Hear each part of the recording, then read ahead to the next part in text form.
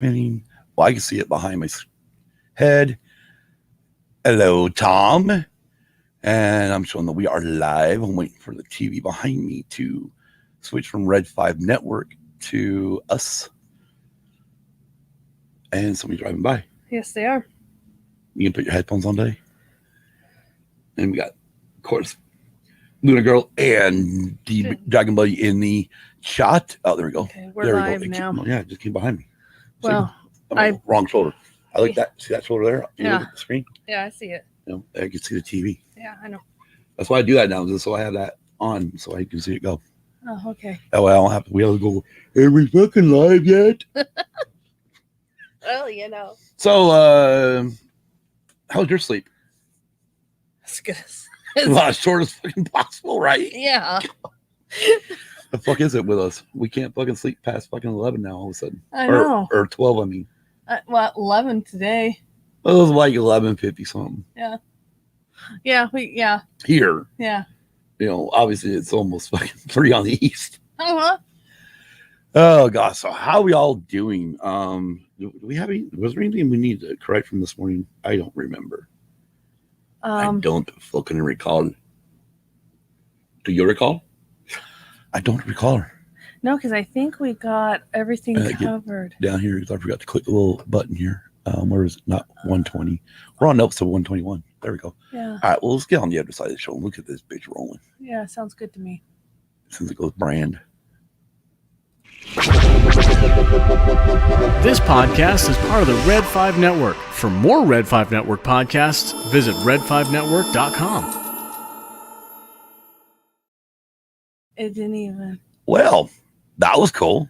Yeah. So on YouTube it went. On us it didn't go. No. On our stream here that we're looking at on the computer. We saw like one little tidbit and boom. Boom, yeah. It was right back to the live show. Anyways, welcome to Use and Abuse. I'm Scott. I'm Kim. And this is episode 121 where we're going to be talking about Napster. Yep. For those of us old enough to have used the original Napster. Yep. But you mentioned that you didn't. No, I didn't use it. I wasn't able to use it. Why? One, I didn't have a computer that I had access to at the time. Oh my God. You want to talk about computers, right? So you remember Color Time there in Elko? Yes, I remember. Me and your sister rented that. We did a rent to own that compact computer, right? And I have this stupid fucking deer hunting game. But it's the Edo version where you're the fucking deer shooting humans. And one of the fucking, I think it was deer. I think it was the second one, right? And there's this one spot where you're in an office building shooting, and literally you're trying to miss. You're trying to miss the computer, but you're trying to hit the fucking humans, right? I literally shot the monitor screen, and as I did, my fucking monitor went out. Yeah. I was like, dude, I'm never playing this game again. I didn't either. No. Even after we got a new monitor, I never played that shit again. No. Anyways, we want to say hello to everybody. We got Luna Girl in the chat, Tom Jensen. We have Dragon Buddy. Hello, Chantel. Hello, Isaac. And hello, Isaac. So again, we're going to be talking about Napster tonight. Yes, we are. And to do that, we're going to have some friends on. Yes, we are. But before we get to, I guess we got to get to the housekeeping. Yeah, you call it housekeeping. You call it business. I call it business. Yes. Get the business done, then we can play. That's right. All right, let's get the business done. As soon as I find all the damn buttons. These fucking buttons don't work. Yeah, I know. Thank you to our Patreons, Luna Girl and Dragon Buddy, Don Della Snooch Solsky, Big Brady Big Lovin', Hannah, Mikey, Brindley, and Case. Almost messed it up. That fucks you up every time. I know. If you like to join our Patreon, go to patreon.com, search in the creative bar for Used and Abused Pod. Yes. We are proud members of the Red 5 Network. Go to red5network.com to find more exciting podcasts. Oh, dude. Check out our other pod family, the Sidebar Cantina and the Escape Pod. You can also find them on the Red 5 Network, but also on YouTube. Sidebar Cantina does Monday nights, and the Escape Pod does Wednesday nights. Yep. And also you can find them on, just like us, on your favorite podcast app. Yep.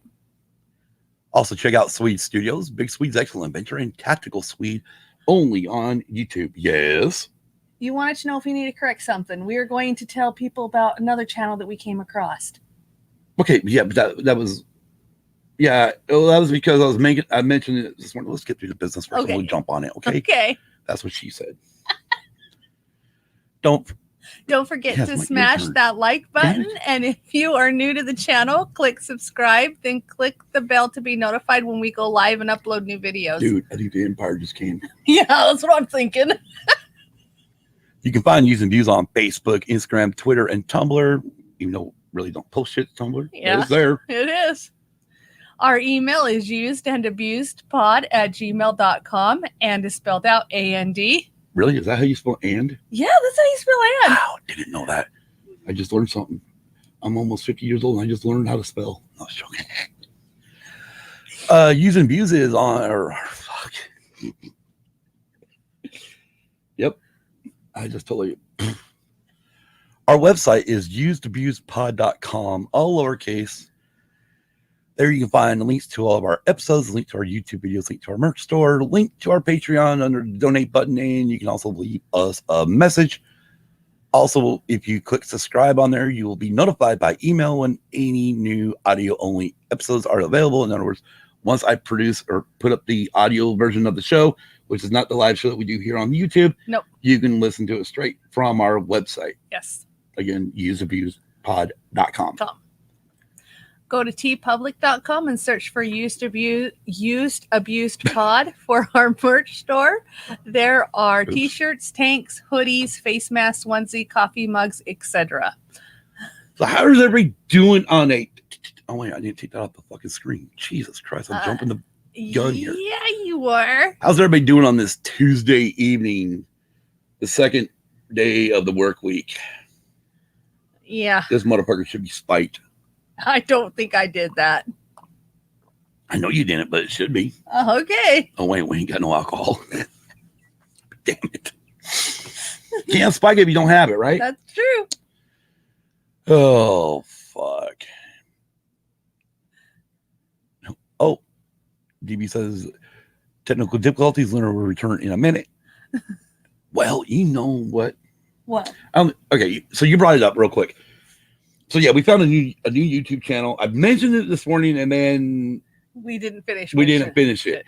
So if you like these guys who friggin' go after cheaters, and I mean, fucking exactly, Chantel. I agree. Fuck Tuesday. Yes. I mean, we get the hump day. It's a little bit different story. Yeah. A lot of humping involved in that fucking shit. Really, Kim? Really? Yeah, I just went there. Really? You had to go there already. We're what? 8 minutes into the show or something, and you had to go there already? It's gonna be a long night. Anyways, if you like watching these guys that play video games and they deal with cheaters, there's a guy called Anarchy HD on YouTube. That's his YouTube channel's name. Yes. He runs a server for DayZ on PC. And he goes after all these cheaters, and he gets all of his evidence, and then he fucks with them, like dropping bears on them, extra zombies, dropping them out of the fucking sky. Anyways, if you like that type of stuff, go ahead and go check it out. I love it. Hey, Hector. Hector is in the chat now. Hi, Hector. All right, shall we move on along? I got nothing else for this. No. I have not really done the extra homework of like what's news. Okay. Real quick. Well, I was gonna let Lunar Girl say it. Okay. Because she's the one that she let me know about it. Okay. Because we were asleep. Yeah. Well, she didn't let me. Yeah. She posted about it. Yeah. We'll let Luna Girl do it then. Even though she doesn't know she's gonna do this. Oh, well, golly, you're gonna surprise her, aren't you? Well, we're just gonna dump on her right now. So let's get her and DB in the show. Sounds good. And we can go on. Well, we were gonna bring Lunar Girl in the show. But we're gonna bring DB in. Hey, Dragon Buddy. What's happening? Not much. Damn internet. Doing a headset technical difficulty. Okay. All right. Well, how's your evening? Good. Everybody's home. Work's over. Shut down for tomorrow. There you go. And of course, you guys got through the what was it, Henri? Were they? Yeah. The last the last hurricane that hit up there. Frig. Oh yeah. There's some crazy. Yeah, I mean the water looked like the shit we get here. Uh-huh. Yeah, it was 4 inches was what we got, but there was localized like 7+. Too much water. Oh yeah. Definitely. Definitely too much. Definitely too much. But anyways. Yes. Yes. That's all you're gonna say. Yes. I'm listening. You're listening. Well, we'll jump on it real quick. I can't remember the guy's name now. Anyways, the Rolling Stones drummer just passed away. Yes. And that's Charlie Watts. Thank you, Charlie Watts. There she is. Let's get her in the stream. Hey, little girl. Hi. I'm having technical difficulties with my microphone tonight. Oh no. Hey, I know. Girl, we'll do it live. Doing it live. You know, that's the problem about a live show is when shit goes array, it goes array. Oh, I know, right? It'd be like going to a rock concert and all of a sudden you can't hear the fucking guitars because something broke.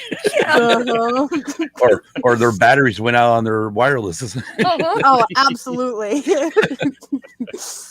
Or the damn soundboard broke.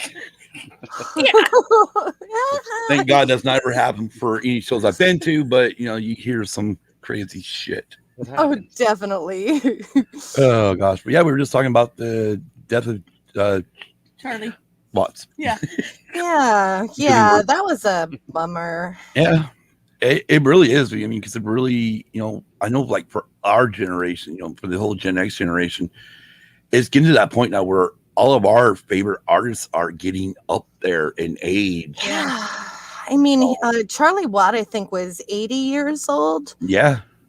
But yeah, he was supposed to be on tour this year. I know he dropped out in April. He dropped out of the tour. Did the tour even start though? I mean, I'm not sure. I don't know. But Chantel brings up a good thing. And somehow Keith lives on. It's all the alcohol in his veins. Holy crap. Hey, Swede. Swede. Oh, I'm repping the Swede Studios tonight. Right on. Nice. Right on. DB's got the Sidebar Cantina shirt on. Like, we're all repping good stuff right now. Oh, yeah. The Pod Fam. Exactly. Yes. The Pod Fam. Mm-hmm. Now we just got to get some Red 5 shirts. Oh, yeah. I don't have any of those yet. I know. We need to find them. We need to get some of those. It'd be cool to wear around. Yeah. And I'm embarrassed to say I have to actually get a Sidebar Cantina shirt. Because I chose correctly. I got from a Gen X point of view. I saw the writing on the wall. Right. Exactly. I think that's what happened. I went in there and I think I ordered. Did I order you? No, I ordered both the Sidebar. Yes, you ordered both of the Sidebar Cantina shirts. Mm-hmm. I was going to go Gen X point of view and then it's like, no, but the Sidebar Cantina is where we're all at. Uh-huh. And so I'm like, screw it, I'm just going to get a Sidebar Cantina shirt. And wow, what did that pan out? Yeah. Yeah. Who would have saw that writing on the wall that Dave and Jason were going to change the damn name again? Oh, well, it works. I got it. I got to tell them. It does work. They just got to go and make a Dave and Jason show shirt, you know, because like they're always going to be the Dave and Jason show. So exactly, exactly. Luna Girl, note that. Okay. There you go.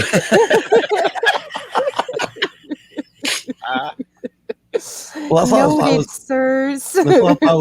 why I thought was funny today. Because like after we got up, I'm like going through everything else. I'm like seeing Sidebar Cantina's posted this, and I'm like, okay, well, Luna's on it right now.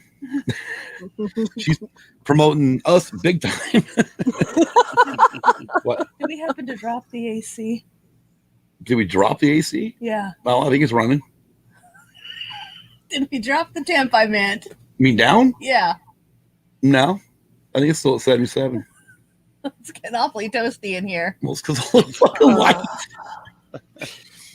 I mean, I'm feeling it. I don't even have my goddamn. I mean, where the fuck? How come I don't have my phone? This is weird. I'm surprised. Yeah, so am I. I don't go anywhere without my phone. No, you don't. Good Lord. Anyways. Right. Yeah, right? press play and just. All right. join. Oh. Hey, Alan. Hey, Alan. Welcome. Anyways, so tonight we're going to be chatting about Napster. Yes. Napster. And I remember, like, when I first got a computer, first got my own computer, that was like the first place I went. But my thing was I was literally looking up for songs that I remembered from either friends had in the 80s that I couldn't find the CDs anymore. I mean, we'll just jump on a couple of them because these were not being re-released by anybody.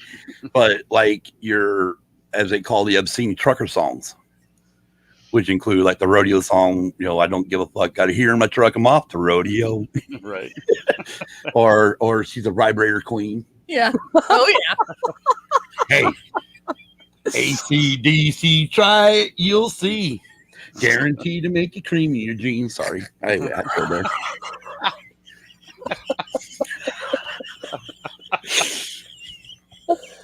By the way, this show has never been R-rated. This show is definitely up in the X range sometimes. I mean, we try to keep it somewhat calm sometimes, but most time we can't. Press Play Streaming Studios, the thing that made me hate Lars. Yeah, definitely. Yes, we will definitely get there, Alan. That's for damn sure. Uh-huh. But yeah, I mean, that was what I was using Napster for, is literally just find these obscure songs. Shit you couldn't find on a CD. Right. I mean, they said Radiohead never got really any airwaves over here. And Kid A came at the top 200 Billboard because of Napster being able to share their songs, and it got exposure. Exactly. I mean, that is the big. Yep, exactly. Fucking sidebar all day on this. Well, and then like, bringing up the Lars, and like Alan brought up Lars Ulrich, from Metallica, the drummer from Metallica, the fact that Metallica got pissed off because their song that was going to be for, I think it was MI2. Yes. Got released on Napster. Okay, first of all, you were working this song in the studio. So who in your inner friggin' circle actually released it, on the internet first time? Yeah. Yep. So, you're probably Lars. Yeah. I don't know. Was Bob Rock on that? Was Bob Rock producer of that song? Did get an MP3. Damn it. But and then of course, once Metallica made some stink, Dr. Dre and a bunch of them. Let's see real quick. I've got this up here a little bit. Oh gosh, yeah, I can't read this shit. This far away. What do you want? Anyways, what do you want me to? I don't remember what it's. Lawsuits. Lawsuit. Right there. Okay, Napster's. Yeah. You keep moving on, kid. She's trying to read. I'm up and scrolling the screen up and down on her like, Rhea, read that shit. I dare you. Yeah, I can't. Okay. Napster's facilitation of transfer of copyrighted material raised the ire of the Recording Industry Association of America, RIAA, which almost immediately on December 6, 1999, filed a lawsuit against the popular service. The service would only get bigger as the trial met to shut down Napster and gave it a great deal of publicity. Pause right there, Kim. So exactly. I mean, all the national news, CNNs, the Fox News, I think Fox was back then, the MSNBCs, the NBC, ABC, CBS, they're all fucking talking about it. So everybody else is like, hey, what the fuck is this shit? Oh, yeah. Oh, yeah. Talk about draw attention to something. Oh, yeah. Oh, yeah. But, yeah, I mean, but, these guys, I mean, oh, God, it's just hilarious. But anyways, let's jump real quick. Napster was founded by Sean Fanning and Sean Parker. Initially, Napster was divisioned by Fanning as an independent peer-to-peer file sharing service. Service operated between June 1999 and July 2001. Technology allowed people to easily share their MP3 files with other participants. Although the original service was shut down by court order, the Napster brand survived after the company's assets were liquidated and purchased by other companies through bankruptcy proceedings. So let's talk about that peer-to-peer sharing. Okay, so those of us that grew up in the 80s, we know about peer-to-peer. Yeah, we do. You know, yes. I mean, Memorex, baby. Yes. Yeah, well, I mean, I've got a CD here that's got a mix, but like this TDK here has got the Bee Gees ESP album with Laura Branigan's "Hold Me" album. This laser, oh my god, this fucking laser. Holy there was shit. A commercial basically telling you to do it. There was a guy sitting in a chair listening to a Memorex tape, going because he recorded all of his friends' music. Right. Or what's the other thing with Memorex? Is it live or is it Memorex? Yeah. That was another part of their fucking commercial. Yeah. Oh, hey, Don. And Hannah. Hi, sorry, Hannah. I'm just now catching up. Somebody over here is not paying attention to the chat. Sorry. So anyways, this laser one's got Wham's Make It Big album. So that's their ones with Wake Me Up Before You Go and Careless Whisper on it. With on the backside, B-side of it, I have Purple Rain. Yeah. I mean, there's no rhyme or reason to what I would put on cassettes. No. This is all Top Gun soundtrack. This one will really get DB. This one here is Helix, Long Way to Heaven, with Laura Branigan on the backside, her Touch album. Like I said, there's no rhyme or reason to my fucking putting shit together, you know, like when I recorded albums back then. Or then this final one, Bananarama Wow, with Michael Bolton, The Hunger. And I think there's only one song I ever listened to by Michael Bolton, I think. Okay. Was it this one? I don't fucking remember. That's too many years ago. But yeah, I mean, this is our peer-to-peer shit. Yeah. You know, I had friends come over and say, hey, I'd say, hey, listen to this new cassette or something. They'd fucking hand me a recording cassette, put it in the tape deck, hit the friggin' high-speed dub button. Yep, you know, get that shit done. It's a 45-minute tape. It'll take about 20 minutes, 25 minutes to do. And I got the whole thing. Thank you. Right. And then, so, of course, you know, when we got into CD era, I mean, come on. Once CDs first came out, the first thing I kept thinking was, where's my CD recorder? Exactly. I mean, I got a CD player in 87. Worked my ass off for it. Yeah. Paid out my ass for it. Hi, Mikey. Oh, wow. I'm going to get the whole family going here now. And, you know, but eventually we did it, and then we got computers, and then, you know, I mean, like this one here is country rock mix, and then I think this is like one of my old school Napster ones, where literally it's called "You Asked for It." Disc 2. So where the hell disc 1's at? Mine were named like New Rock. I downloaded a lot of hardcore, like a lot of local bands to us in PA and New York were big in the college scene with the hardcore, and those hardcore kids had this stuff in their libraries and were connected to Napster. So if you knew the local bands that were in the hardcore scene, you could actually go on Napster and download the Life of Agonies and you know, everybody that Typo Negative. Yeah, all of those bands that played around here, you could find just like that, where the record store would be like, oh, well, we'll look for you, and you know, it'd be $22 for the CD, and I'm like, right. Casey Kasem. Yep. Casey Kasem's countdown. Whoa. Well, we're all dating ourselves now. Yeah, we are. Well, I mean, God, you want to date yourself? Fucking American Bandstand. Yeah. Radio 1990 on USA Network. Yeah. For us, I'm sure it was the same thing on the East Coast, but for the West Coast version, as soon as you got out, by the time you made it home from school, that fucker was coming on. Yeah. And then for those of us that grew up without having the quote unquote MTV, we had to wait for Friday nights for night tracks on was it on TBS? TBS, yeah. Oh, you're right. We didn't have cable. Oh, fuck. But one of the stations, I can't remember which one, it was either ABC, CBS, NBC, or Fox, or PBS. We did have 5 stations at one point in time.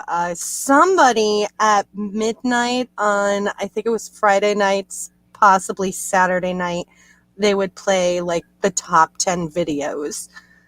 So that's how us country kids got to see it.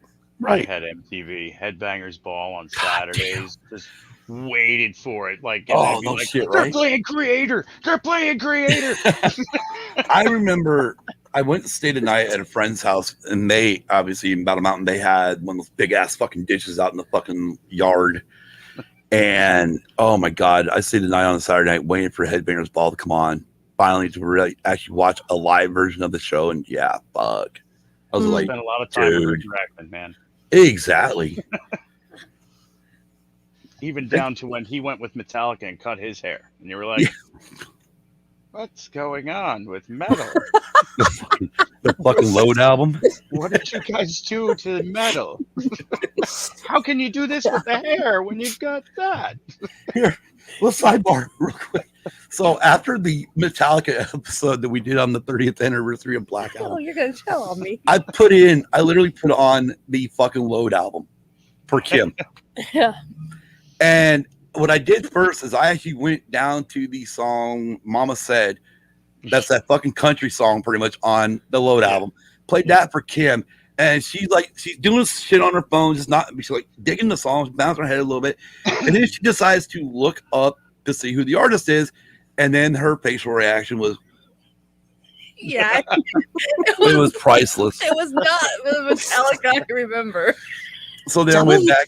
So then I went back and played her like Until It Sleeps and some of this shit off of fucking Load. And she's like, this came after Black Album? I'm like, yep. See, I think Load and Reload, all of them they settled in a little better with time. After Saint Anger, I was like, oh god. And then what was the one that came out for Guitar Hero? I only got it because it came with Guitar Hero. And Alan points out that Metallica quit being at Injustice for All, which a lot of fans do say. I mean, I understand. I mean, I remember when Black Album got so fucking popular. I was like, no, you preppy motherfuckers are not supposed to be listening to this. It made it mainstream, and it made it okay to bang your head to some people. Yeah. But for those of us who, got them on the Kill 'Em All, the Ride the Lightning albums, that was one, we were kind of like a niche group. We weren't. Oh yeah. It wasn't a bunch of people who liked them. No. And Justice will always be my favorite. That was. Yeah, I do like that album. So many good songs came off of that one. Well, you figured. I know we're sidebar here into from Napster to Metallica. it makes sense, anyways. Speaking of Metallica and Napster, with and Justice, I mean that's when they made their first music video. Yeah. And that was one. With one. Yeah. So I think she went down the. I guess she's checking the AC. What's up? 79 in here and it hasn't kicked on. It is kicked on. I can feel the cold on my legs. Oh, well, I turned it down. I feel Kim's pain. Yeah, no, it's cold. This freaking vent down here is freezing to death. Dragon Buddy could be shivering, and I'm like, it is too hot. That's usually me. That's usually I'm me. fine. You want to make it colder? I'm fine because I'll go get a blanket. But yeah, that's her. Like summertime or wintertime down here, it could be 69, and she's fucking wrapping up in blankets, and I'm like, it feels great. Well, come, can you turn the heat on? No. Fuck. I don't argue either. I just say I'll pull my blankets out. I fucking put clothes on, damn it. I think that just comes with being a father. That's just father radar, like somebody touch the thermostat. Father. But anyways, never touch that. I will lock this up. See how they do that in school? I will do that here. Right? My stepfather actually did that. Her stepmother did. It's still locked. It's still locked. Everybody's grown adults now. Oh, I moved out when I was 19, so that was many moons ago. It still has a locked case to this day. My wife tries to keep it at handy mean meat temp in the house, and I'm okay with that. Kelly wants to go for that. Lunar's like, hey, it needs to be frigid in here. Open the freezer, it'll be fine. I'll be like, that's okay, go for it. I'm good. It's all good. Yeah, I'm with Kelly on that one. I'm definitely the same way. Where, yeah, don't mind it getting colder. I mean, the problem living in these friggin', I mean, I call it the sweat box. Yeah. Fucking tin roof, hardly any insulation around these friggin' trailer houses. God. It's true. I mean, that's why it says 79. I mean, it's probably like 105 outside, outside, and it's 79 in here when the temp for the AC was set at 77. I mean, there's days where, I don't remember what the outside temp was, but it's been 82, 83 degrees in here. Yeah. Yep. And then we go down and it's like last year when she first came home and started working from home, we actually kept our bedroom door closed. Right. So I could like play video games or watch movies, do whatever. And we got a temperature or one with like a goddamn it, infrared one where you could go and shoot different spots. And I went there one time. Oh, there you go. Nice. And well, we got it because her work started asking for her temperature every day. Oh yeah. Even though you're working at home. It's like what? Yeah. Weird. Oh yeah. So it's like, okay, so let's get this. So we got this off of Amazon, but I noticed it did the where you could do like wall temps or even ceiling temps. Yeah, you can shoot them. And all of a sudden I noticed the inside of that room was getting around 88, 89 degrees. Oof. Because even though the vent, we had the one vent in there and it's down the hall, but that's in the afternoon, that's where the fucking sun's at. Yeah. And so for us, the hottest part of our day, that's where the sun's blasting on. Oh yeah. Yep. Down there. Our house is the same way. In the mid-afternoon, it's coming through into the living room and our bedroom. They're the ones getting full on sun through the afternoon. So you're just like, Yeah. But anyways, so Kim doesn't. What Kim? Alan's house was built in 65, and his AC he has trouble keeping up. Oh jeez. Well, shit. Okay, let's talk about. This is the way we do these shows. I love it now because it's never on topic. We don't stay on topic. We fucking go all over the goddamn place. We do. We have fun. That's the whole point of it. It's doing it live. Right. Yes. Doing it live. That's right. But when I first, because we had split up there for a bit, not like because we were having problems, but we split up to figure out where we're going to live. She stayed in Elko with her parents. I came down here with my parents to, whoever found a job in a home first, that's where we were going to live. So I found this place, no harm, no foul. I come home one day before she's here, and all of a sudden it is hotter than fucking here. Right. And the AC is running. And I don't feel nothing. I don't feel. So I go down and talk to the people. Eventually, they get somebody in here to look at it. The fucking AC had quit working. Oh no! I mean, it was running the fan, but that's it. There's no cooling agents or nothing in there to cool it down. And they got pissed. The original owners of this park, they got pissed because they had to replace the whole fucking thing with a brand new one. Mm-hmm. But goddamn it, when they replaced it with a fucking new one.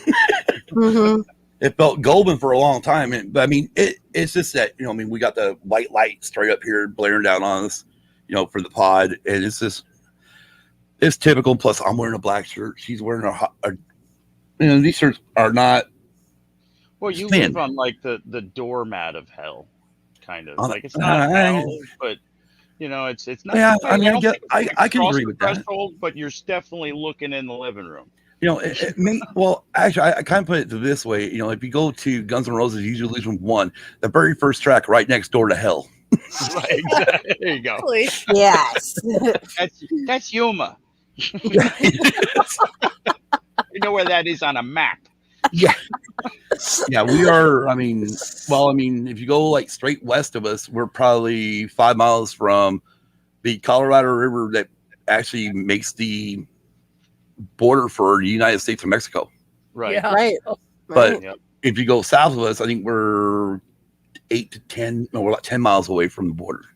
Oh, okay. Yeah. So yeah, we're in that little corner of the where we're under the United States. Right. We're under the California line. Right. It's really cool. There's actually a spot here where if you go out north here, you can actually go into California, right? Jump on the freeway, coming back east, and cross right back into Arizona. Oh yeah. Oh yeah. Nice.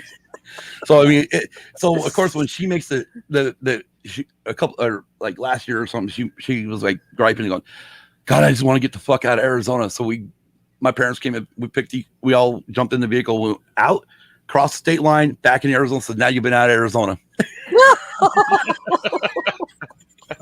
Sounds like something Dragon Buddy would do. Hey, we got out of the state. Exactly. Don't say you want to just get out of the state. Well, fuck, I can get you out of the state. Oh, man. And back in just in time for dinner. All right. Yep. I mean, New York is only 20 minutes north, and Jersey is about 25 minutes east. So, well, you could go 25 minutes east and then make a right-hand turn at the end of the exit ramp and be in New York, or a left at the exit ramp and be in New Jersey. It's literally at that light. The three corners. It's the three corners. They all sit right at the end of exit 1 off of 84. Yes. And there is that bridge. If you go under that bridge, there's a rock somewhere down there under the bridge that has the three corners on it. But I don't know where it is. I know this. Oh, well, Next time I drive Toby home, I'll take a picture of it. You're going to get out of your car and go look for a rock. I'm going to go look for a rock. Goddamn right. And I'm going to pick it up and I'm going to burn it and mess everybody up. No, we came from PA. It says New Jersey. Oh, God. Oh, Lord Almighty. Good freaking. Okay, so Tom's talking about the California desert where he was in Cathedral City, California. Ugh. For about 6 months. Average temp was 130. Yep. Yeah. And the AC only worked 50%. Oh, good God. That's definitely in hell's mudroom. That's like right in the mudroom of hell. That's like the swamp ass of America. Oh, God, no kidding. Ugh. Oh, Lord Almighty. And then Alan said he's been to Yuma. Good food. Hey, yeah, there's some really good places. Good food down here. There is. Oh yes, very much good food. There is. I mean, I will push friggin' Du Bois every day of the week. Oh yeah. It's our what is it? What the fuck is it? I know pizza. It's an Italian restaurant. That's right. Because we ordered the fucking family thing. You get pizza, spaghetti, and get pizza, salad, yeah. breadstick. Well, no, breadsticks you got to buy separately. But yeah, it's a lot of fucking food. Yeah. You come home with a lot of food. I like food. We're not driving to Yuma for it. Don't you love me? Come in December. Making me drive at like an hour and a half for apple turnovers at 3 o'clock in the morning when you were pregnant was bad enough. Oh God! I was pregnant. Oh Jesus! Yeah, it was my first kid. They make a nice apple res.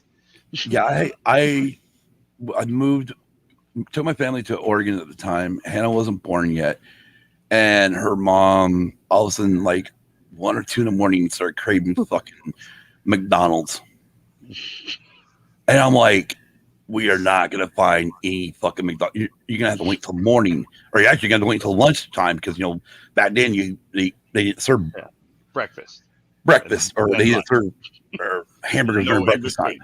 Right. Well, my aunt also pops up and says, "Oh no, there's a McDonald's right over here that's open 24 hours a day. The drive-thru's open 24 hours." I'm like, "Excuse me?"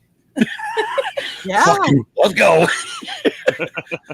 That was 92. Let's see, Hannah was born in 93. No, it'd be 90. Yeah, 92. Yeah. Fall of 92. God, I cannot believe Hannah will be 30 years old soon. I know. Jesus Christ, some of us are old. Anyways, I know.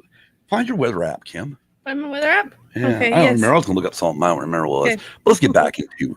There's my weather app. 108 fucking degrees. Now? Right now. Yep. Yeah. Yeah. Barf. I love this part. It's excessive heat warning. No shit. No kidding. Tell us something we don't fucking know. It's hot out. You got to wait a minute.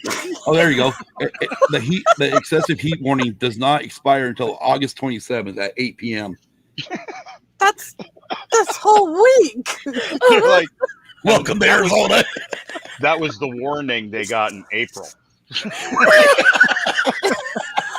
going to be an excessive heat until August 27th. April 2nd. Fuck, we got that warning. We got that warning in February. What are you talking about? It's almost over. Did you see what Tom wrote in the chat? What Tom write? Tom writes in the chat, I went to an Italian restaurant last week. I swear the guy actually said babada bibida. I have a lot of ties to the Italian language, and I cannot confirm nor deny he is wrong. That's not how Italians talk. Well, it's like she watches the YouTube show Lord in the Kitchen with Laura Vitale, right? Oh, I love her. Oh my God. Yes. And of course, that's where I get, every time I'll say stuff to her, like, you do you, boo. Because that's where I get it from her watching all those shows. Like, oh my God. Some of the shit she does say, I'm like, yeah. Fuck. What? By the end of the summer, Tom's going to make fun of every single nationality that exists in my bloodlines. Got them all. Oh God. But then again, you got Jason. I mean, for some reason, he fucking hates the Irish. He's touching everybody's. You got a little Irish in you? Maybe don't listen to this part. Just that Were you in the chat last night? Yeah. Scott, were you in yeah.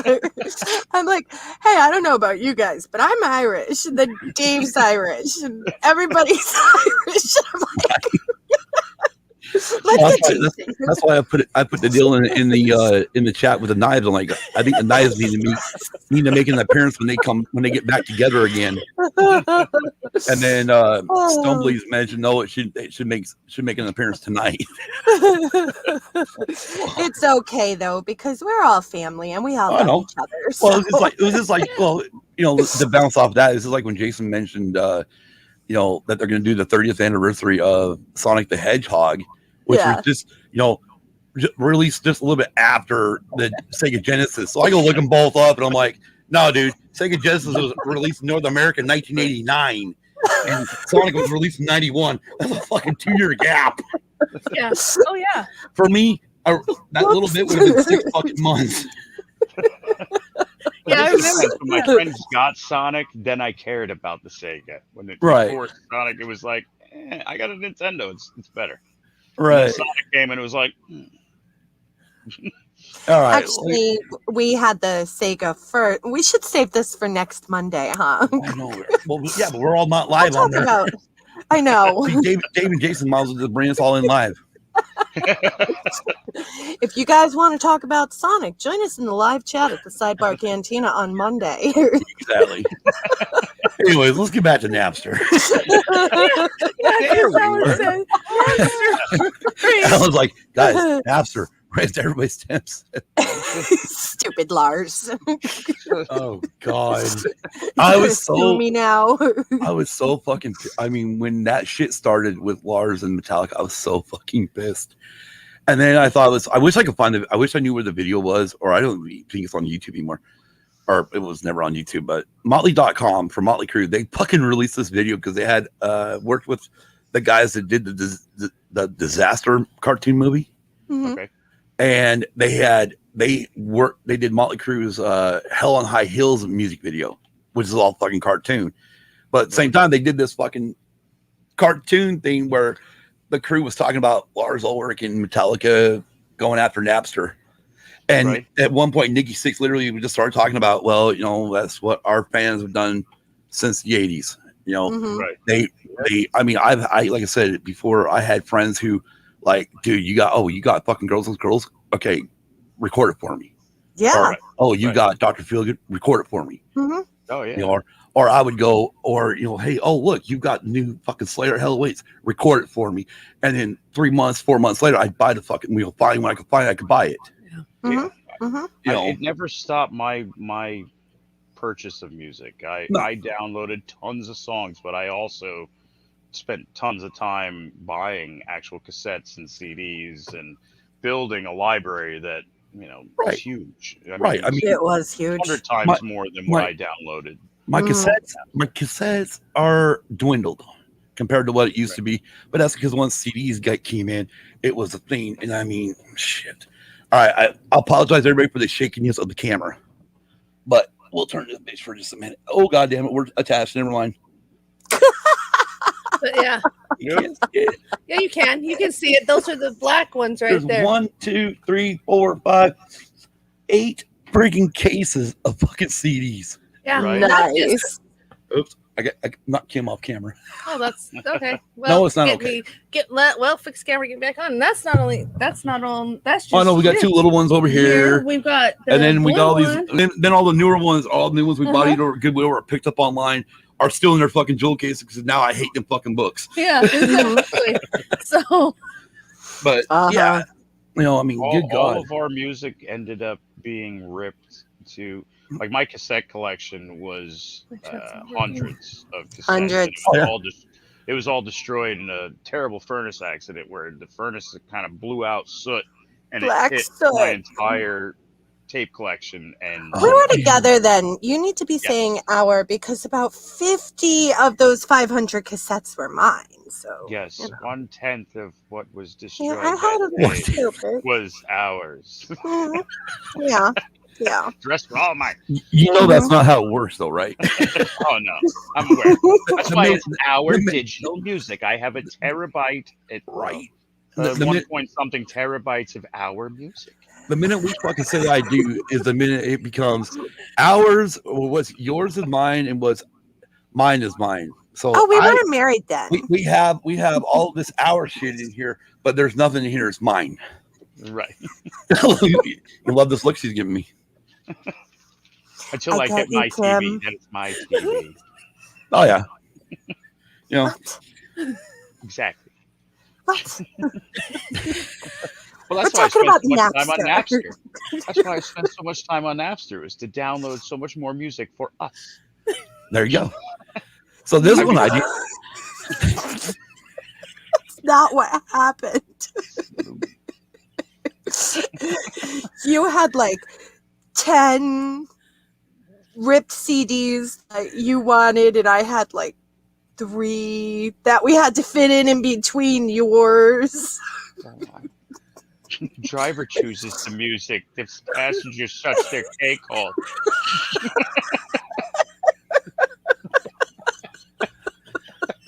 See, sorry. No, you're fine. This is why I say these are the things that I get to say because I know it's never going to happen. We're going to get in the car. I'm going to be like, I'm driving. She's like, yeah, and I'm listening to Lithium on Sirius. So what? And I'll be like, yeah, you're right. Yeah. I know. I used to have that rule in my car, like as a teenager. You got lever A's and you got lever B's, and that fucking radio is a lever A because I'm the only motherfucker who controls it. Until you get married, and then it's like, you want to listen to this, and then you go find all your mixed CDs that you make, and all of a sudden you start seeing this trend. I don't know, but I always had a weird trending when I made mixtapes. My trends were like, okay, I have my I would mix like my hard rocking with the pop and with and if there was a country song at the time I liked, I would put that in there. I would never say this is a rock CD. Right. Somewhere in it, it's got a little weird segue into something that I sounded good at the time. And does it belong here with the rest of them? Probably not. And I don't care. Yeah, exactly. Yeah. It's what you enjoy, and exactly. And I always told people, you don't like my fucking music choice, you can walk to school. And that's going to Napster, where it was like there were groups that I liked a song or two. And I'm not going to drop $22 on a CD or $18 on a CD for 2 songs that I like. Yeah. And, you couldn't buy the single. And so it was, I'm going to download those 2 songs. It doesn't mean I'm not going to spend my money elsewhere. I'm going to spend the $22 on something. It's just not going to be on Vanilla Ice. I got Ice Ice Baby because people smile when you put it on. I don't want the rest of the freaking album, even though I had the tape. But I still have my fucking 1991 CD. Yeah, I have that. I have that CD, and I still have fucking Milli Vanilli. Girl, you know it's true. I was that OCD person, though, that needed my 80s on one CD and my hardcore and rock on another CD, and then my 90s alternative on another CD. So I needed, just like I don't like my corn to touch my mashed potatoes type of thing. You know, it all needed to touch her, Chumbawamba. Exactly. Exactly. Like, I would listen to your CDs and I'd be like, what the hell are you listening to? Yeah, I went on a country kick halfway through the Black album. I don't know what I tell you. Loved it. Like, we were just listening. Alan points out everything from Garth to Megadeth on my mix. Yep. That was my husband. Exactly. That was my husband. Yeah. I always said Bach to Sebastian Bach. Exactly. Yeah. There you go. Yeah. Exactly. Every now you'll hear, like, it's funny finding like guys that talk about it, like, honestly, like Jason and Dave were about, like John Williams and putting that on it.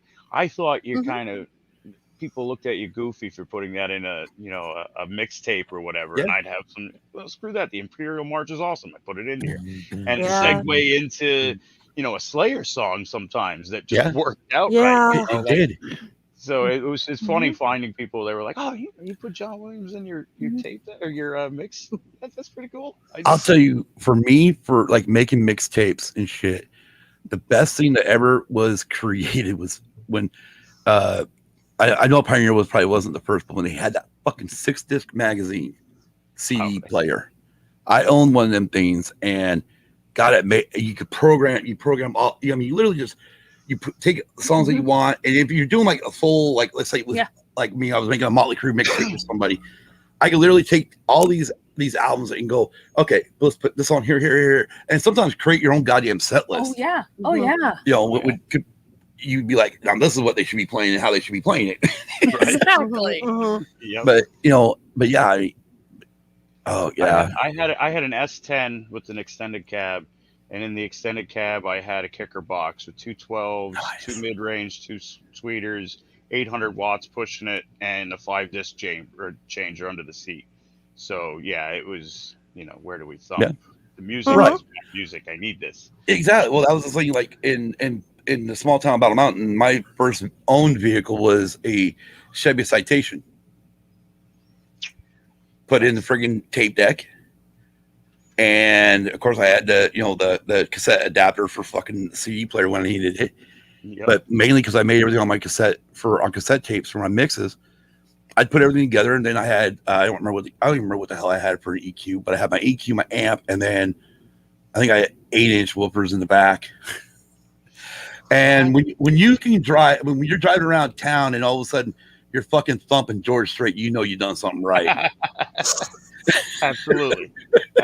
Everything thumps, man. You wouldn't. I know, right? You can get out of country. That's why I down the road.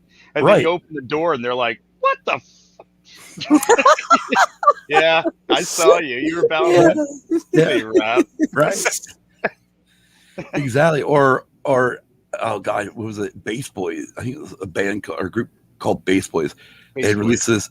Yeah, where they released that. It had a warning on there about ultra low bass frequencies. Yes. Yeah. There you go. Thank you. Yep. And the album I got had the fucking Rebel bass one on there, where they used the fucking part with Tarkin. And dude, I overplayed the fuck out of that thing just because it mixed my Star Wars. Oh yeah. And people were like, "Oh, is that Star Wars?" What are you playing? That was me with Downward Spiral. That was my wake up and get psyched to go to work at Kmart CD. Downward Spiral. Blast that every single day. Exactly. But I always needed to play, okay, this is going to sound weird, but before I put in my Downward Spiral CD, I always needed to play Sweet Judy Blue Eyes by Crosby, Stills, and Nash before I put it in, because it just made me like, it's such a happy song. So I would start off the day there and then put in Downward Spiral for the rest of the trip. because, nothing's close up here. You'd have to drive 35 minutes to get to Kmart from where I used to live. That was that's cakewalk. The first big job. That's cakewalk. Where we come from, that is cakewalk. Good, so you get it. I mean, to go to Kmart, and then actually in the 80s, before they built one in Elko, which was 75 miles away from us, we either had to go to Reno, Nevada, which is 340 miles to the west, or Salt Lake, which is under 300 some odd miles to the east. Yeah. Oh, and I mean, you wanted decent shopping. Yeah, you went to Reno or Salt Lake, or if you were going on family vacation to go visit grandparents up in Idaho, then you went to some of the malls in Boise. Right. Oh yeah. I mean, I always love it because like my sister would always like want to go to the mall stores. Right. And my mom, when we'd be in there, my mom like, okay, so what do you want? What do you see here? Do you like? I'm like, can we go to Kmart? Yeah. Kmart's got my clothes. Yeah. Right. Yeah. I don't Never go to Salt Lake. I mean, well, the Kmart. Never go to Salt Lake. I mean, it the wasn't Kmart like was 35 minutes away, but the mall was an hour away. The mall was in Scranton, which Tom Jensen knows very well. yeah, you pointed that out. And Kelly should know much more. It's corny. Yeah, it's our hometown-ish. She says, go watch it. I don't need to watch the show. There we go. Dual says Jim Croce would go off, and then Alice Cooper would come on. Nice. Fucking A. Nice. I could actually do that easily. Yeah, I could easily do that. Nice. One thing is, like, for me, there was a point where my parents lived in Winnemucca, Nevada, and there was this little diner, and every time we walked in, because the waitress of the owners knew I liked Bad Leroy Brown, she would literally take quarters out of her fucking deal, go over to the jukebox and dump in a bunch of quarters to get that song playing over and over while I was there. Yeah, nice. I remember that diner. And for me, I mean, Jim Croce, he's my I could mix Jim Croce next to almost everybody. My parents introduced me to Jim Croce, and I grew up on 60s and 70s music. Classic rock.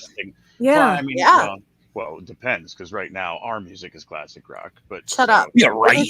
It is not. But like I grew up on LPs blasting in the house and music. Yeah. Oh yeah. It was there. So to say like we're the generation that wanted our free music, I don't know, man. I think we just wanted our music. We wanted a way to listen to it. Chuck D was perfect when he came out to speak for Napster, where he was just like, yo, radio was the newest thing. And now this Napster and this digital sharing, and he was so right on with, it's time to embrace it. The more you fight about it, and all the fighting and shutting it down and everything to boil down to, Steve Jobs coming out and all of these subscription places being like, and the RIAA sitting there still going, but we don't want this because it's $20 for a CD. What do you mean $1 for a song? There's only 10 songs. It's only $10, and we're never going to make any money. And I don't see any of you starving. Well, no, I mean, and the thing is, you look at it now. Like, I mean, before we came on the show, we were talking about concerts and shit. The first show I went to was with Poison, Slaughter, and Bullet Boys, and that was like $19 fucking dollars. Right. 3 bands. I mean, I was up in nosebleeds. Oh yeah. But it's 3 bands. My next concert for a graduation present, it said $24.60. That was still 3 fucking bands, and I was closer to the stage. Yeah. Nowadays you go like, when I went to the floor for Crew Fest 2, I paid, I think it was $110. Yeah, you did. For a floor seat or for being down in the pit. We look for the tickets go on sale for like the inn that we got for Breaking Ben coming, where it was like $120 for 3 tickets. Yeah, right. Because like I can't afford to be paying no $100 for the ticket, man. Right. Well, what happened with Crew Fest 2? That doesn't even go to the band. I mean, that's just giving your promoters and your venue and Live Nation. And now you have to buy merch, and that supports the band. And you're buying merch with pennies left over because you just dropped your whole load on them. Oh, there we go. We got some insider news on the Sidebar Cantina. Yes, we do. 1991 coming in 3 weeks. Yes. Damn. I guess Start thinking. I better get that 1991 graduation year for me mixes or song list going. Yes, you better. Can I make it 10,000 songs? Oh, I'm sure you could. I was graduating 8th grade. I'm exactly 4 years behind you. You might not want to though. She over here graduated in 94, so I graduated in 95, Kelly. So yep. Maybe you're exactly 4 years ahead of me. Maybe not 10,000. Maybe like I don't know. let's try to keep it under 100. Yeah, no. We hit 1991. Never kept it under 100. There we go. I will come up with a list of 1,991 songs. 1991. Thanks, Scott. You ruined it for the rest of us. Now there's a 5-song limit. Yeah, I would never. I can't choose just 5. You know, that's when the 80s one got done, and we did like 1990. And then I don't remember what the hell happened with me and her, but something happened where we couldn't be involved really into the 1991. Yeah. So I decided not to freaking go crazy with it, and only release what we did. I mean, yeah, that fucking 80s one. Holy shit, I can't believe what the hell I put out. That's why we had to start separating it into years. Well, not because of you. But I know, but I agree actually separating the years because when you look at the 90s, I mean, you go from 1990 to 1999, you're going to end up with 30, 40,000 songs. Yeah, Easy. Yeah, I mean, it's especially with the 80s, and you start listening to like everybody, what their contributions were. And you start going, and then you start remembering songs, and you're like, geez, I could have gone on for days just naming bands and songs. Well, and then the thing was, like, I know, like, because I remember Kelly saying, okay, well, I found this one, I found that one, but I couldn't find these ones. And I'm thinking, yep, they aren't on Spotify. Yeah, right? So it started most getting... of yours were, though. But so I got to the point where I was like, really like, well, like, but see, they didn't have like the Dweezil Zappa one. Yeah. The one he remade of his father's song, The Guitar Wants to Kill Your Mama. Yeah. They only had Frank Zappa's version on there. I mean, it's the same song, but but you wanted the Dweezil Zappa. Right. I wanted the Dweezil one because you got the harder song, hard rock. You got a better riff going to it. Right. You really hear that riff. Right. Mm-hmm. But yeah, I mean, that was a lot of it too. And it was like, okay, so. And then, of course, you talk about being OCD. You can ask him when we were doing the 80s list, or when we were doing it was on the 90 one. Yeah. No, it was the 80s one. Yeah, it was the 80s. I was literally looking at going, okay, these songs came out in 1989. Oh, yeah. Oh, this song came out in even though the album was released in 1990, so I wasn't adding it to the 80, even though it may have brushed early, like December of 89. Right. You got some singles that came through on the radio before the album actually released. Right. Yeah. Right. And so for me, it's like I go by when the albums are released. So if it's 1990, if like something come out in 1991 and we're doing 1990, I'm not going to add anything from 1991 or vice versa, anything from 89. Maybe the single was released in 90, but it's still from an 89 album. Yeah. Right. I'm so OCD about that shit. Well, there's actually a lot of bands that, didn't get famous for their songs until like 2 years after they actually released them, where they finally got some radio play because it matched up with some other genre or some other type that was coming out. So you'd have a song and be like, yeah, they're coming out with a new album already? Yeah, well, this one's 2 years old. Oh, I don't know. Well, I remember a kid, and it was in 89. I remember this kid, or 90 actually. This kid comes up to me and says, dude, he's like a freshman. He's like, have you heard of this yet? I'm like, what? I found this new group. I'm like, all right, cool. Let me see it. He shows me the fucking Motley Crue Dr. Feelgood album. I put my arm around him and said, boy, let's go have a talk. What? And one day you will be a man. Right? I literally took him to my car. I opened up my cassette case, and there was Too Fast for Love, Shout the Devil, Theater Pain, Girls with Girls. It's like you got a lot to catch up on. Yeah. Or the kids that got into, like, revert back to Metallica, that got into Injustice. Man, these guys are fucking badass. oh, I can't wait until they come out with their second album. Like, get the fuck out of town. Yeah. You don't even know who Cliff is. Right. Yeah. Oh yeah. R.I.P. I was lucky to start liking Metallica right before. That's probably the year or two before Cliff died was when I got my dose of Metallica and was like, oh wow. Justice was definitely like in your face because it was MTV, Headbangers Ball. It was all over. That was that fucking one video. That fucking one video. Oh my god. And I will say it was the one song that made it on my list. It's like amazing. I need to see this live. And it was the best thing to see it live because it's just how you imagine. It's quiet and the guns start going off, and it was just like, wow, what a freaking song. Well, I mean, you know, I know we're really going. And just so you know, this is the normal shit of the show. We go way off subject, and then eventually we string it back together somehow. But what can it always, like I was gonna say, it always goes back to it. But I mean, all this music kind of just ties into the main subject. Well, it's true. So, you know, I remember. Well, I mean, if it wasn't for, I mean, again, we'll go back to the cassette days. You know, making cassette mixes.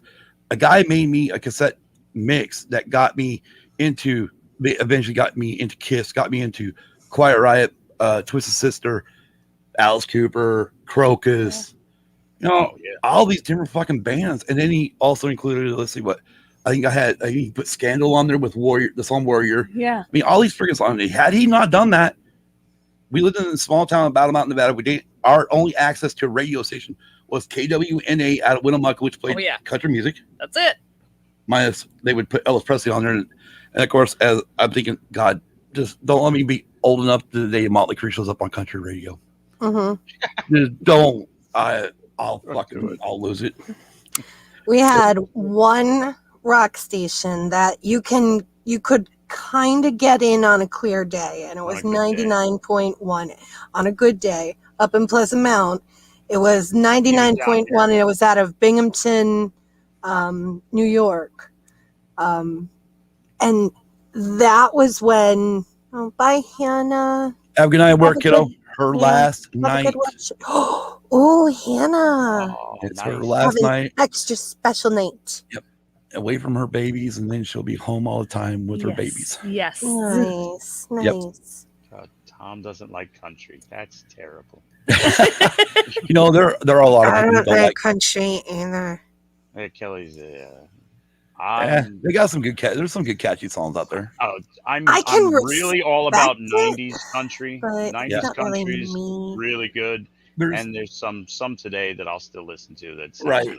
There's some, like, there's a few from the 80s I'll listen to, like Oak Roy's Elvira era, Fancy Free album.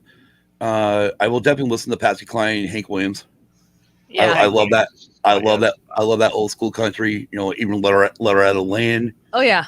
But then again, I mean, it's one of those things where my mom had a Johnny Cash album. Yeah. Right. You know, an LP, and it's somewhere over there. Yes, it is. I still have that freaking thing. But Tom says, I live in freaking Idaho. I'm sick of that stuff. Country is the devil. devil. But the thing is, this is what I find funny, right? Is when we went to Idaho. Mama says country is the devil. But we go to Paya, Idaho to visit my grandparents, and I would tune the friggin' radio station into a rock station there in Boise. You know, I mean, and they were playing. I mean, that rock station was playing everything from fucking, you know, your 80s hard rock to Bruce Springsteen, Billy Joel shit. I mean, it was like, whoa, hello, you know, and I enjoyed it. Yeah, and I think bringing that back into Napster, as far as myself being concerned, and the hours I spent downloading, was because we lived in an area where you didn't have a choice of radio stations. No, you didn't. You didn't. You got, I mean, if we were lucky, we got KRZ. If you were, it was pop. It was and you'd get pop songs, and you had to listen between here and here, and it's only if you were in that area or this area. So when Napster, and even before Napster, with IRC channels and chat channels, like if you were familiar with file sharing. Right. Oh yeah. Napster came out. I was fascinated because I was studying to be a programmer anyway. So I was loved this program that this kid wrote. But spending money on, like, I know the bands I want to hear. Because I know what's playing and I know what's being popular, but they just don't play them on any radio. Yeah. Right. You know, there's just no way to listen to them. We were just getting into the real players with your computer to, get the online radio stations. Exactly. I remember that. Yeah. So, but now I have a way so I can download the bands that I really want to hear that you don't hear, because the Metallica Black Albums is, blasting all over the airwaves. Okay, well, I liked Ride the Lightning, and they don't blast that over the airwaves. I wanted the older stuff. I wanted where they started from, and it's not the stuff you could hear on any radio station. Right. And I don't want to go out and buy an album and spend $20 on the album, because I'm spending $20 on this new album, on their newest one that's coming out. Oh yeah. So there's a lot of ways to where it was finally we can get the music that we want to hear, how exactly when we want to hear it. And right. Exactly. Because I mean, with the late 90s, I mean, really, when it comes down to it, I mean, you think of, not just speaking like a Metallica with Ride the Lightning, but you go with bands like Suicidal Tendencies, DRI, and all those guys, you couldn't find their first albums anymore on CD. They released them their late 80s, and then they didn't release any more after that. And we were losing our record stations, like when it started going downhill with our local ones anyway, where they didn't carry the huge library like they used to. It was it's that whole big change to CDs made buying music different. Well, the change to CDs, and then the change also, what hurt like the mom and pop record stores was the fact that Walmart and Kmart and them could go in and promise to buy a couple billion friggin' CDs. Yeah. And they would give them 20 cents on the CD. Yeah. Right. Walmart don't have to pay that price, but your mom and pop stores are still paying $15 for that friggin' CD. Yes. Right. I mean, I don't have the capital to buy bulk like Walmart. Yeah. But it didn't sell here. We'll ship it over there. And here's why, though, that I hated getting CDs from Walmart, though, because they were automatically edited. PMRC. Yes. Goddamn. A whole other, which is funny because when you had remember the the first time we got System of a Down?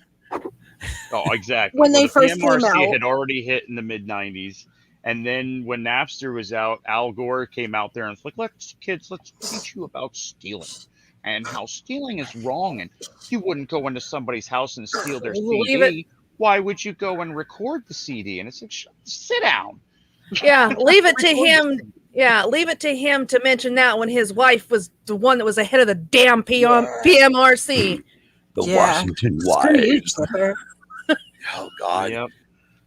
Yep. That was I hate bringing politics up, but that was the reason for me not to vote for Gore. That's the grudge I held for the PMRC. The disconnect he had with the PMRC too. Like she headed that whole thing and spearheaded that and was riding it into the sunset. And he was kind of like, it's her thing. Yeah. And it was like, no, it's not her thing though, dude. She's the head of telling us what we could hear and what we're what we're allowed to hear and what's decent. And are you kidding me? I find it funny. What I find funny is, and I bring this up to Kim all the time. Okay, so you went and bought your kids Purple Rain, Prince and Revolution, and if you looked at the song tracking, Darling Nikki gave you no indication that Matt might be suspect. Right. Yeah. I mean, do you have to have it spelled out for you? It's kind of like everybody in the craze that happened in Broward County over Two Live Crew. Oh yeah. Oh dude, that is one thing Banned in the USA. Yeah. But I hate censorship. I'm so against music censorship. My English class through high school, all 4 years, our year-long project paper that had to be X amount long, all 4 years was me doing all the research into censorship and where it was headed from 91 through 95. That's what I did my papers on, because it was like a big thing to me to say, you can't tell us. This is just like your parents telling you about Elvis. And now you're over here telling us about stop thinking you're speaking for me, because you're not. You just Mhm. The best part about that whole thing, to top it off, was just Dee Snider being able to have Al Gore look at him and basically say, your wife was looking for sadomasochism. Right. And under the blade. And she found it because she was looking for it. Right. Yeah. Yeah. Oh yeah. But that's the truth. You can find whatever you're looking for in any of the lyrics. Mhm. It doesn't matter. If you're going into this saying, okay, I am looking for the most disgusting thing in the world, and oh look, there it is. Yeah. And that was, oh God, I love Dee. Yeah. But I also loved how Al Gore tried to turn him. Well, what's the name of your fan club? Yeah. Well, just like And Dee Snider's like the SMF, Friends of Twisted Sister. And what is that? Is that a Christian, or what does that stand for? And then he finally Dee's like sick motherfucking Friends of Twisted Sister. Yeah. Right. Is that a Christian group? Christian group? Well, yeah, dude, it is a fucking Christian Christians group. belong to the group. Yeah, just like Alan said, those hearings were funny. Dee Snider laid them out with his intelligence. Yes, he did. You've got a guy with hair out to here that sat down, and you're all up there, all high and mighty, kind of laughing at his appearance, and he schooled you. Yeah. He straight schooled you. Yeah. What are you going to say? And now you look like a bunch of idiots. Yeah. And you're the ones in charge. Yeah. And then Tom followed up with those dang Elvis hips. So yeah. It's true. But that's the thing is, like, Tipper and them all came out of that Elvis generation. Yeah. For me, the funniest thing that ever happened to me growing up was my mom. Obviously, before I could drive, my mom was taking us, me and a buddy to school. We're listening to Motley Crue, Shout the Devil album, listening to the song Too Young to Fall in Love. And there's this part in there where it says, not a woman, but a whore. But I had not heard that line yet. I had not caught on to that line yet. We're almost at school. She's like, did that just say not a woman, but a whore? I'm like, what? Hit rewind. Play it again. It did. It wasn't like she said, oh God, you can't listen to that. I'm like, okay, whatever. Like my dad said, I listen to Beatles and I listen to the Stones. Sometimes you want to listen to I Want to Hold Your Hand, and sometimes you want to listen to about how you're going to take her to bed. Yeah. Right. Exactly. Exactly. I had a mother where first I was the oldest of 5 kids, so I had to make sure there was absolutely no cursing playing at any given time. 2, I could play my music as long as my mother didn't hear it. And that was before they had earbuds. Oh yeah. That was Swede brings up how John Denver, like, they kind of looked to him and he was like, no, I disagree with censorship wholehearedly. Well, yeah, right? and it's all because his song Rocky Mountain High had a completely different meaning. Oh yeah. To what they originally, people originally said it was about. Yeah. I mean, and that one shocked him too, because you got Dee, you got Frank Zappa, and then you got John Denver, and no one, and it's like Swede did bring up. Those 3 guys they expected bring a John lot Denver of intelligence to the table, man. Oh God, right? Yeah. They're not stupid. They're some smart guys. guys. I don't remember what freaking episode number it is, but we did do a crazy long ass deep listening. We actually played on the podcast all the fucking testimony, and I still, to this day, I lost my shit over it. I think it was episode, I don't remember the episode, but it was because we did like 4 weeks of it. Oh God, it was the longest 4 weeks of my life. And the more we done it, the more I got pissed. Oh, absolutely. Watching it now, especially with the mentality of people today, yeah, most people are looking at it now going, are they insane? Yeah. like, really? This is how you guys acted? This is what you thought was like legitimate to speak of? Alex with his mom had a cow over creeping death and telling people their lyric sheet. I listened to Garage D's Revisited a little too loud to one day, and they're like, my mom was like, did it say something about a baby in there? And there was something else in there, wasn't it? Oh yeah. Don't blast that too loud on the big speakers in the truck, okay? Oh yeah, it's understandable. I get it. Yeah. I remember my sister. I don't remember what year it was, but it was her fucking birthday party, and she begged me to get my mom to buy the present she wanted me to give her was a 2 Live Crew cassette tape. Kim's laughing because she knows this fucking story. So we go to our local store there in small town Battle Mountain, and they have it. One of my buddies walk up, and my mom's literally looking at this front of this cassette tape, and it's I think it's the Move something because the one's got Do Wah Diddy on it, and 1 and 1. Right. And there's a guy sitting in the fucking hot tub with a girl and her behind in a bikini. Right there. And my buddy literally walks up and tells my mother, I don't say a fucking word. He looks at my mom and says, that's a Christian album. Oh. I'm thinking to myself, she is not going to buy this bullshit. She's not going to buy this shit. And I'm just staying as straight face as I can. Because I'm just like, if she buys this, I'm going to fucking lose it. Sure enough, she handed the fucking money over. We get home. I wrap it up, give it to my sister. And I gave it to her away from her friends before her little birthday party. And I said, whatever no matter what, I know you want me to DJ your little freaking birthday party, your little musical chairs bullshit, but we're not playing this. Oh no, I want you to play. No, we're playing it. It's playing me playing right now. As soon as everybody was up, she put it in and says, we're doing this. This backfired. This went terribly wrong. Oh, it goes terribly wrong. So I'm sitting there being, I know I already own the album, so I know where all the customers are at. Mm-hmm. Musical chairs. Musical chairs. Every time there's a customer, boom, musical chairs, right? Simple. Then also my mom's like, no, let it play for a minute. I need your help on something. Oh no. No, Mom, hey, let's get this game done. Sure enough, she dragged me away from it, and sure enough, it came up, and I don't remember what the hell. I think it was on Do Wah Diddy, and yeah, it popped up on the cuss words and shit. Man, she just looked back at me and goes, "Christian album?" I'm like, "You bought it." The song where it goes face down, something up. That's the way. What is he like there? He kept turning down the volume. What did he like? Oh yeah, it was just one of those things. I'm like. Oh, okay. Man. I've heard of gullible parents before, but I told my buddy, I'm like, dude, I don't know how the fuck she believed you.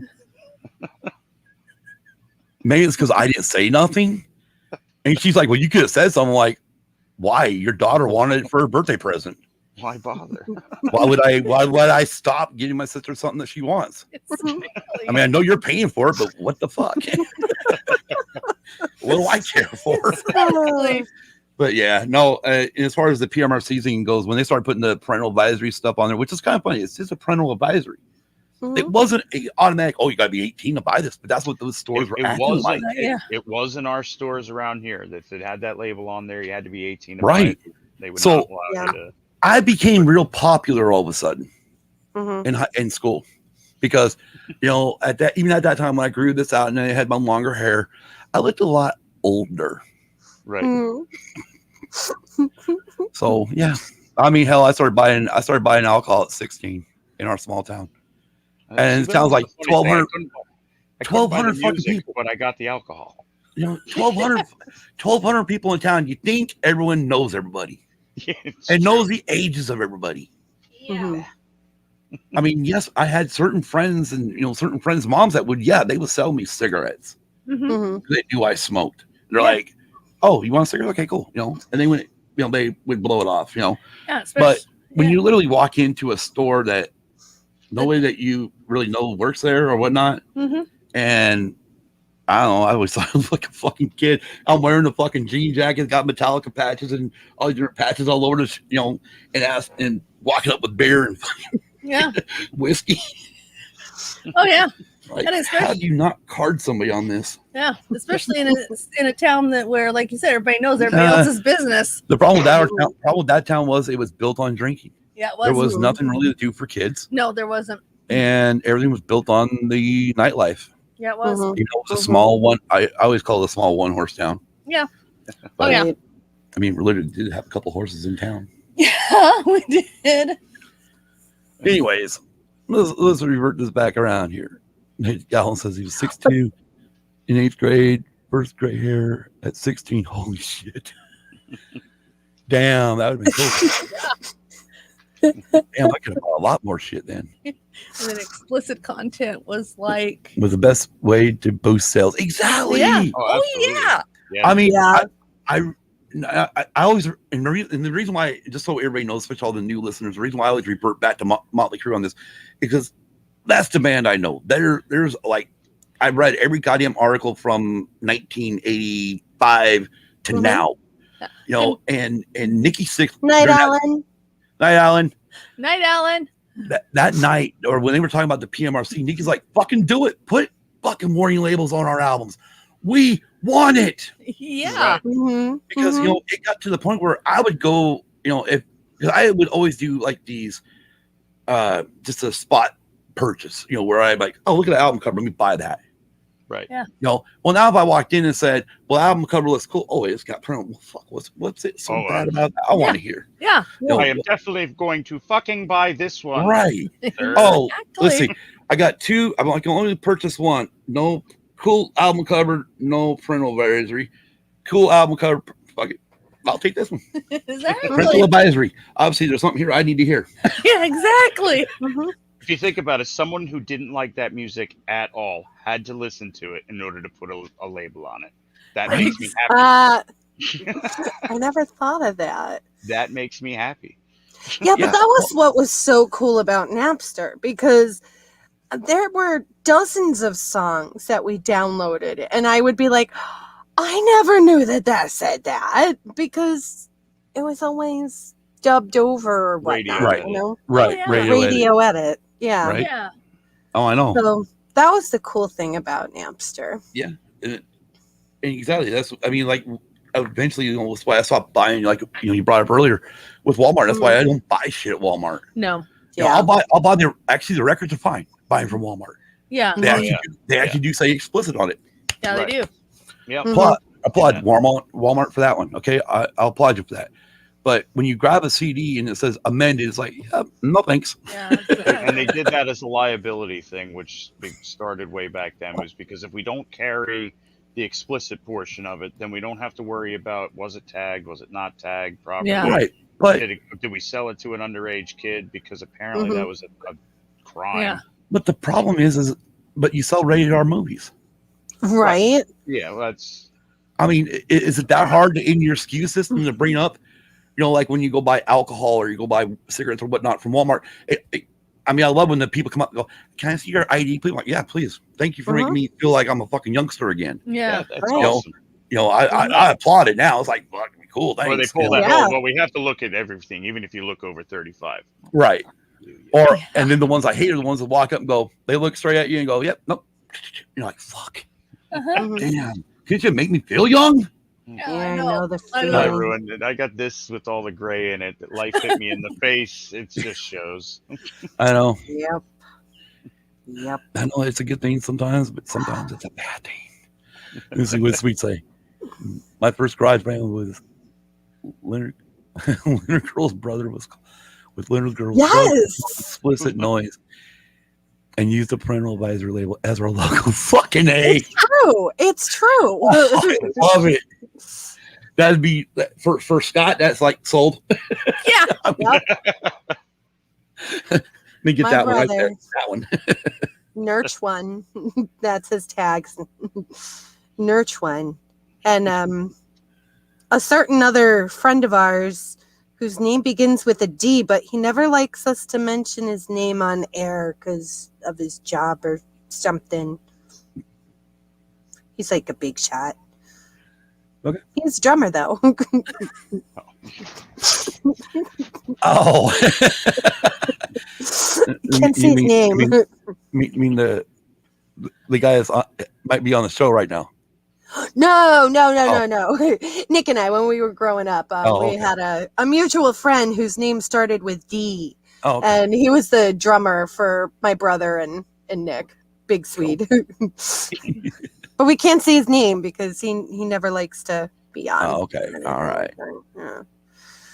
Anyways, one thing I learned in this art, or with this little tidbit here about Napster, was I didn't know this was the fact that there was actually service and software program, or the service and software program only begins with Windows only. But in 2000, Black Hole Media wrote a Macintosh client called Napster. Oh, wow. I did not even know that. It was later bought by Napster and designated the official Mac Napster client. Oh, wow. Didn't that have like a funky M almost in the Napster colors? I have no. They're not showing that part. They're showing the remember that.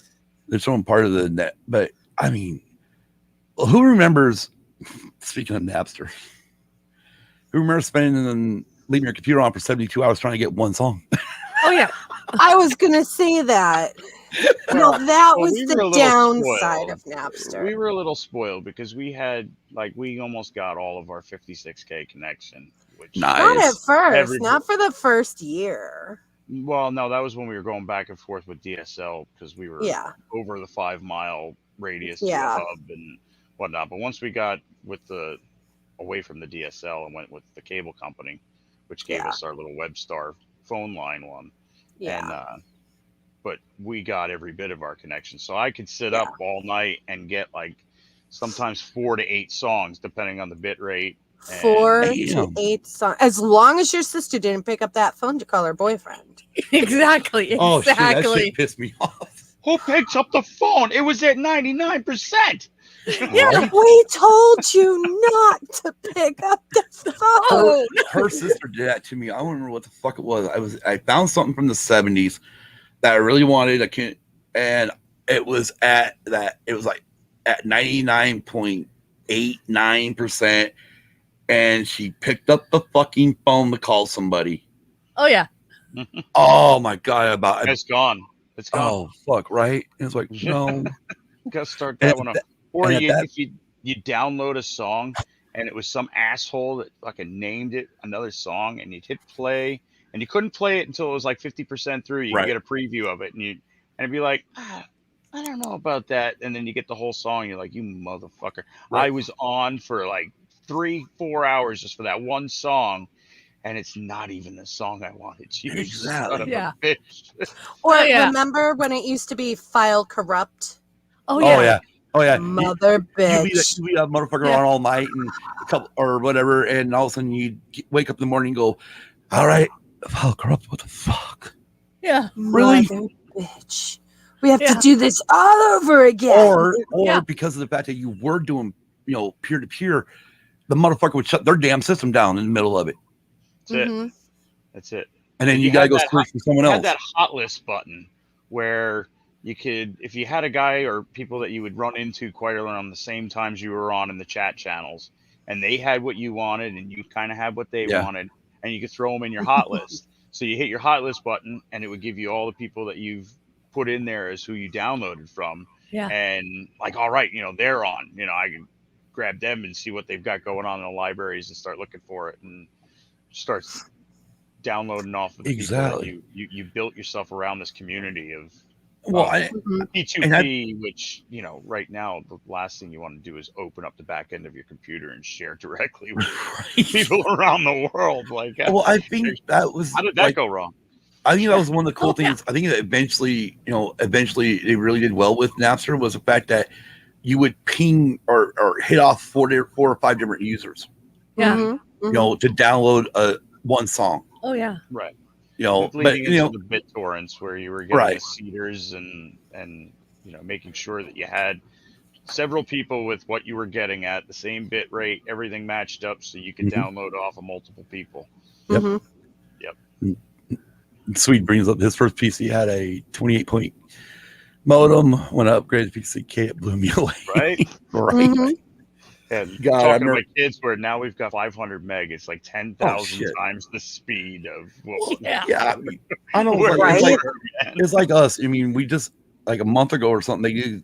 They sent me an email saying for $20 we can kick you up to over 400 megs speed and download. Went hello, sold. Yeah. And as soon as it does it, it's like fuck. Yeah. Not only did it help with our internet capabilities, it helped with my work computer. Right. But the hardest thing for us was when me and her sister lived in Orem, we had fiber. Yeah. Fiber. Then we moved to. Then I found a new job in Ogden. Moved there, and we ended up with cable internet. Oh my God, everything took for fucking ever. It felt like. And then now it's like, okay, now we're back to good. Except for when I went up to Elko in January, I was like, oh God. Frontier has not. They're still behind the times. To give you an idea, Mikey and Hannah to get the updates, just the updates for Call of Duty, sometimes would take 2 to 3 days. Yeah. There is a friend of ours that if you go straight through the woods in the backyard, he's only maybe 1.5 miles away. Yeah. And he has Verizon phone service, and he can get like 3 meg, and that's about it. And his upload speed is like, his upload speed is like 56K, wow. Yeah. It's just, it's because cable doesn't get there, fiber doesn't get there. Right. And he's literally 1.5 miles through my backyard. Yeah. Wow. I could walk 1.5 miles straight and go to his house. I can get gigabit speed. He can get 3 meg if he's on a good day. Yeah. But so if you move to Hawley, don't move next to the golf course. Okay. Well, that golf course. That golf course, you're okay. I wonder if that's a golf course one I saw. That's really sweet ass fucking house. Okay, maybe that other golf course nobody can afford. All right, let's see. There's one. We watched this video because they do real estate videos on there too for Holly, right? Yeah. We watched this one where after I looked it up on the maps, it's like literally right in the middle of a fucking golf course. It's Holly's up here, and it's down here below. Goddamn, what was the town? It's one town Springs. Anyway, what? Woodlock Springs. Woodlock Springs. Woodlock, yeah. No, I think it started with an L. Fuck. Down that way. Yeah, it'd be like kind of southeast of you guys. Southeast of us would be the first one. Would be Woodlock Springs, golf course. Okay. They're PGA certified. They're the closest PGA certified golf course usually. Lords Valley Golf Course. Lords Valley. Yeah, that's south of us too.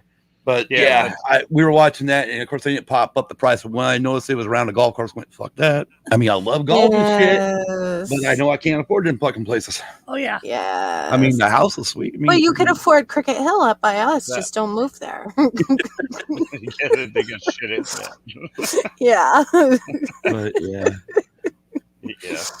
God, I mean, it's amazing. I mean, I'm really happy for what Elon's doing. Oh, I am. Yeah. With the SpaceX, with his what's it called? Starlink. Thank you, Tim. Yeah.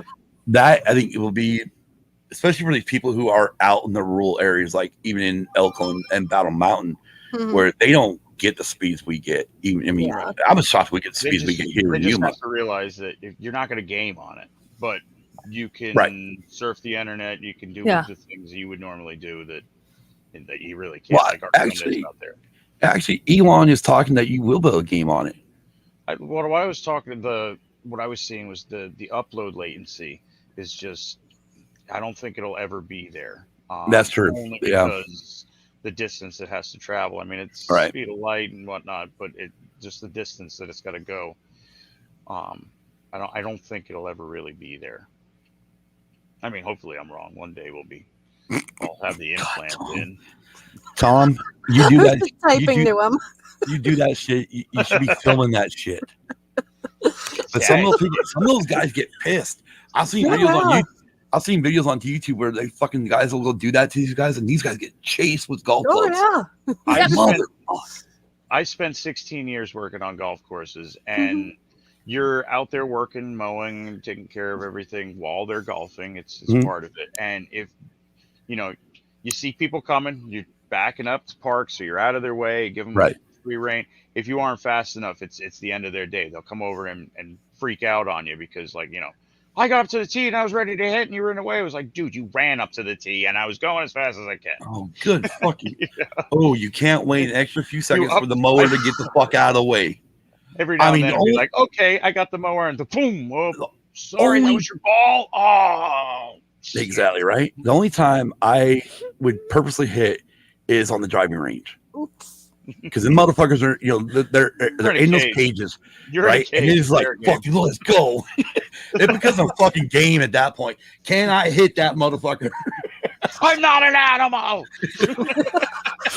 But it really does become a game when they're out there fucking picking up all the extra range balls because it's like, yeah, can I hit that motherfucker? Yeah. Or you look way down and you're like, how fucking far out is it? What, oh yeah. He's around 300 mark. I know I can't hit that far, but oh fuck, I gotta try. Let me try to have the Gilmore swing and see if that shit works. He's a ways out there, but I know we made eye contact. He knows what I'm doing. He knows. Exactly. But no, I mean, like being on the golf course, if someone's out there mowing, fuck, even if I am on the tee box, I wait out. Fucking let them get out of the way. Well, because that's what they're going to do. Because the guy doing the mowing is just get out of the way. Don't try to push it. They'll hit you. Because there's people that are like, he doesn't have a cage around him, but there's some. I mean, some people are assholes. Like, I mean, it was like Cam, which he's tried. It's been at least some back in people are assholes Utah. like him. Yeah, no, not. Oops. There was a comma. I swear that came out fucking wrong. Oh shit! Where's the doghouse? I heard the comma in there. Right. There's a slight pause. We were playing. We really should have backed this off with last week's fucking BYU episode. Fuck. But we were down in Provo at one of the golf courses down there playing. I took her on the big course because she was just still barely learning. We'd played the par 3 a few hundred times. That was the little executive, but we played the main. Yeah, East Bay. East Bay, yeah. And we're playing along, and of course, every time I keep an eye behind us. I know she's slow. I'm not that fucking good, so I'm not worried about it. I keep looking behind me. If I see players coming, I'm like, wave them. Yeah. Hit your fucking ball. Go on through, right? All of a sudden, fucking, we're like hole 7. And all of a sudden, the fucking guy from the pro shop comes like, hey, we're getting phone calls. You guys are kind of a little slow. I'm like, I'm waving everybody through. Yeah. I can't help it if I'm on the fucking green. Yeah. Jesus Christ. And so, of course, I'd wait for these people to come up, and a lot of them are always wearing BYU shirts. Don't even. Oh fuck! It was just like one of those things where you're just like, as they're getting ready to tee off, hit you. So sorry. Oh damn! Did I interrupt your swing? Oh, and then they're getting ready to tee off again, and it's like, nice. BYU size. Oh yeah. You Mormon loser. Kim's over here going, do I really know this guy? And if you I can totally see Kim doing that. And if you turn around, come back over and go, what'd you fucking say? I go, you heard what the fuck I said. Oh, actually, most of them, I'm sorry, let me rephrase that. The Mormon ones would not say fuck. They would say, what did you say? And I'd be like, you heard what the fuck I said. Yeah. Nice. Bunch of cheeky fucking bastards. Is one legally allowed to hit with a baseball bat anyone with a BYU shirt? I'll have to circle back around to that one. We're not sure about the legality of it. Yeah. It's better to ask forgiveness than it is afterwards. To ask for exactly. Right. You can ask permission or you can ask for forgiveness. Ask for forgiveness later. Just saying, don't take the easy way out, but take the easy way out. Right. But yeah. What? I'm so sorry. Oh, fuck. Was that your kneecap? Sorry. Awful sorry. Oh, I drink all my water. Sure it was water? It was water, I promise. Hope it wasn't tequila. Oh, no. Trust me, it's not. No tequila in this house. There is tequila in this house, but I'm not drinking. Your Michigan daughter, when she was up visiting for 3 weeks. Spawn number 1 bought tequila. Oh yeah, because Spawn number 1 needed margaritas. No, needed a margarita. She had to. Let's revert this thing back a little bit back towards Napster as much as we can. Sure. So in 2000, the American musical recording company AMM Records, A&M Records, you easier said than I did, along with several other recording companies through the RIAA and sued Napster on grounds of contributory and vicarious. What? Is that vicarious? Or are you reading? Right there. Vicarious. Okay, thank you. Copyright infringement under the U.S. Digital Millennium Copyright Act, or the DMCA. Napster was faced with the following allegations from the music industry: that its users were directly violating the plaintiff's copyrights, that Napster was responsible for contributory infringement of the plaintiff's copyrights, and that Napster was responsible for vicarious infringement of the plaintiff's copyrights. Napster lost the case in district court, but then appealed to the U.S. Court of Appeals for the Ninth Circuit. Although it was clear that Napster could have commercially significant non-infringing uses, the Ninth Court upheld the district court's decision immediately after the district court commanded Napster to keep track of the activities of its network and restrict access to infringing material when informed of that material's location. Napster wasn't able to comply and thus had to close down its service in July 2001. In 2002, Napster announced that it had filed for bankruptcy, sold its assets to a third party, and in 2018 Rolling Stone article, Kirk Hammett of Metallica upheld the band's opinion that suing Napster was the right thing to do. Kirk, you really are trying to make me hate Metallica, aren't you? I hated the Waters for a long time. I didn't put you guys under the whole fucking banner, but you guys keep backing this shit up. I'm gonna start hating y'all. Right. Which is funny because it seriously led to how we have music today. I mean, yeah. Just, it was groundbreaking what they did. iTunes to make this a thing. Spotify. That's what I would. That's what I was discussing with Scott earlier tonight. Before we came live, it literally started, like you said, iTunes, streaming, all of the music that we know of about today. And how we stream our music. Yeah, exactly. The ability to listen to what we want to listen to. Yeah. When we want to listen to it. It literally just started that whole thing. And while did the record company suffer? I'm sure they took a hit here and there, but let's talk about for the years, especially that the CD was out. They were raking in money, hand over fist. Because all it was put out number ones. We'll put out number ones. Put out number one songs. You're buying albums for $20, and you're listening to one song on it. And he sold 500 million albums. Yeah, but he was only good for 2 songs. Yeah, exactly. Disappeared into nowhere. And we can definitely do a one-hit wonder. So, right.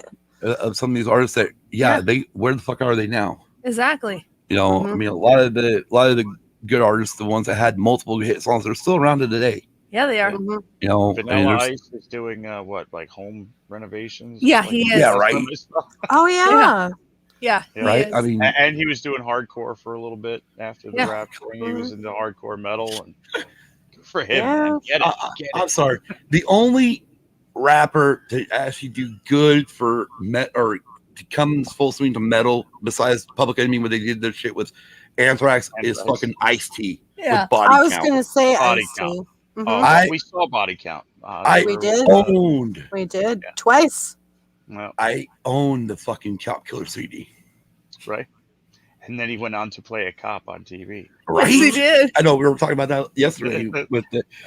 Did you know, Kim, how long has SVU been on TV? I want to see if she actually knows this. Right? I was surprised. Oh, yeah, no shit. Haven't it been about 20 seasons?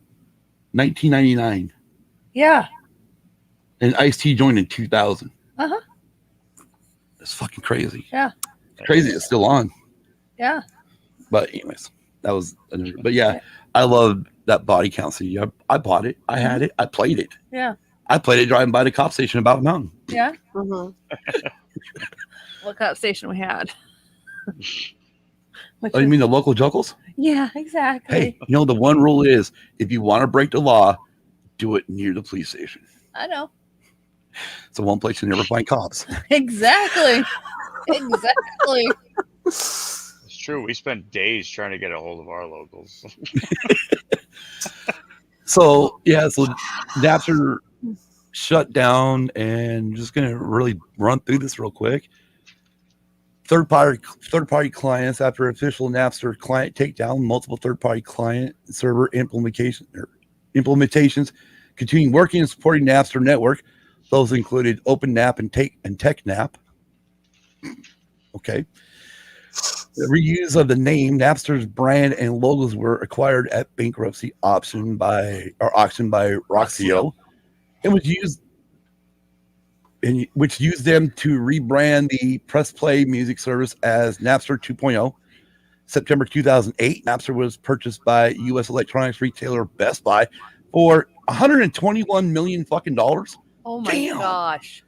On December 1st, 2011, pursuant to a deal with Best Buy, Napster merged with Rhapsody, with Best Buy receiving a minority stake in Rhapsody. On July 14th, 2016, Rhapsody phased out the Rhapsody brand in favor of Napster and has since branded its service internationally as Napster and expanded toward other markets by providing music on demand as a service to other brands like iHeartRadio or the iHeartRadio app and all their access music subscription service that provides subscribers with an on-demand music experience as well as premium radio. On August 25th of 2020, Napster was sold to virtual reality concerts company Melody VR. Yeah. Interesting. Right. Napster is still, I mean, technically it's still around to today, but it's not what it was. No, it's not. It's not. However, if you want to have that same old experience, you pretty much go do is find a fucking torrent. Yeah. Yeah. Oh, yeah. I mean, I've actually gone and found some shit that has not been re-released. Obviously, even when it first came out in late 80s on CD, and I went to go find it on the BitTorrent just so I could have a copy of it again. Because I mean, you get some of these guys on eBay. I mean, some of this is like, fucking really? You think that CD is really worth $125 fucking dollars? Yeah. It isn't. I'm sorry. I mean, even the first fucking Kiss album is not worth $125 fucking dollars. No. I don't care if it is original and still sealed. Yeah, exactly. I mean, but it's crazy. It's crazy to think that we went through Napster. Well, I mean, really, when you think about it, I mean, look at the shit we went through. Our generation, we went through the PMRC bullshit. Yeah. And then we got it. I mean, literally, we got attacked because we were pretty much the first users of Napster. Yeah. They were trying to shut our music shit down from the very beginning. Damn the man. Were. Right. Damn. And the worst part is that man eventually became Metallica. Yeah. Oh, yeah. Like, are you fucking kidding me? You guys were against the fucking man. Either die the hero or live long enough to see yourself become the villain. Right. Exactly. And there's Large.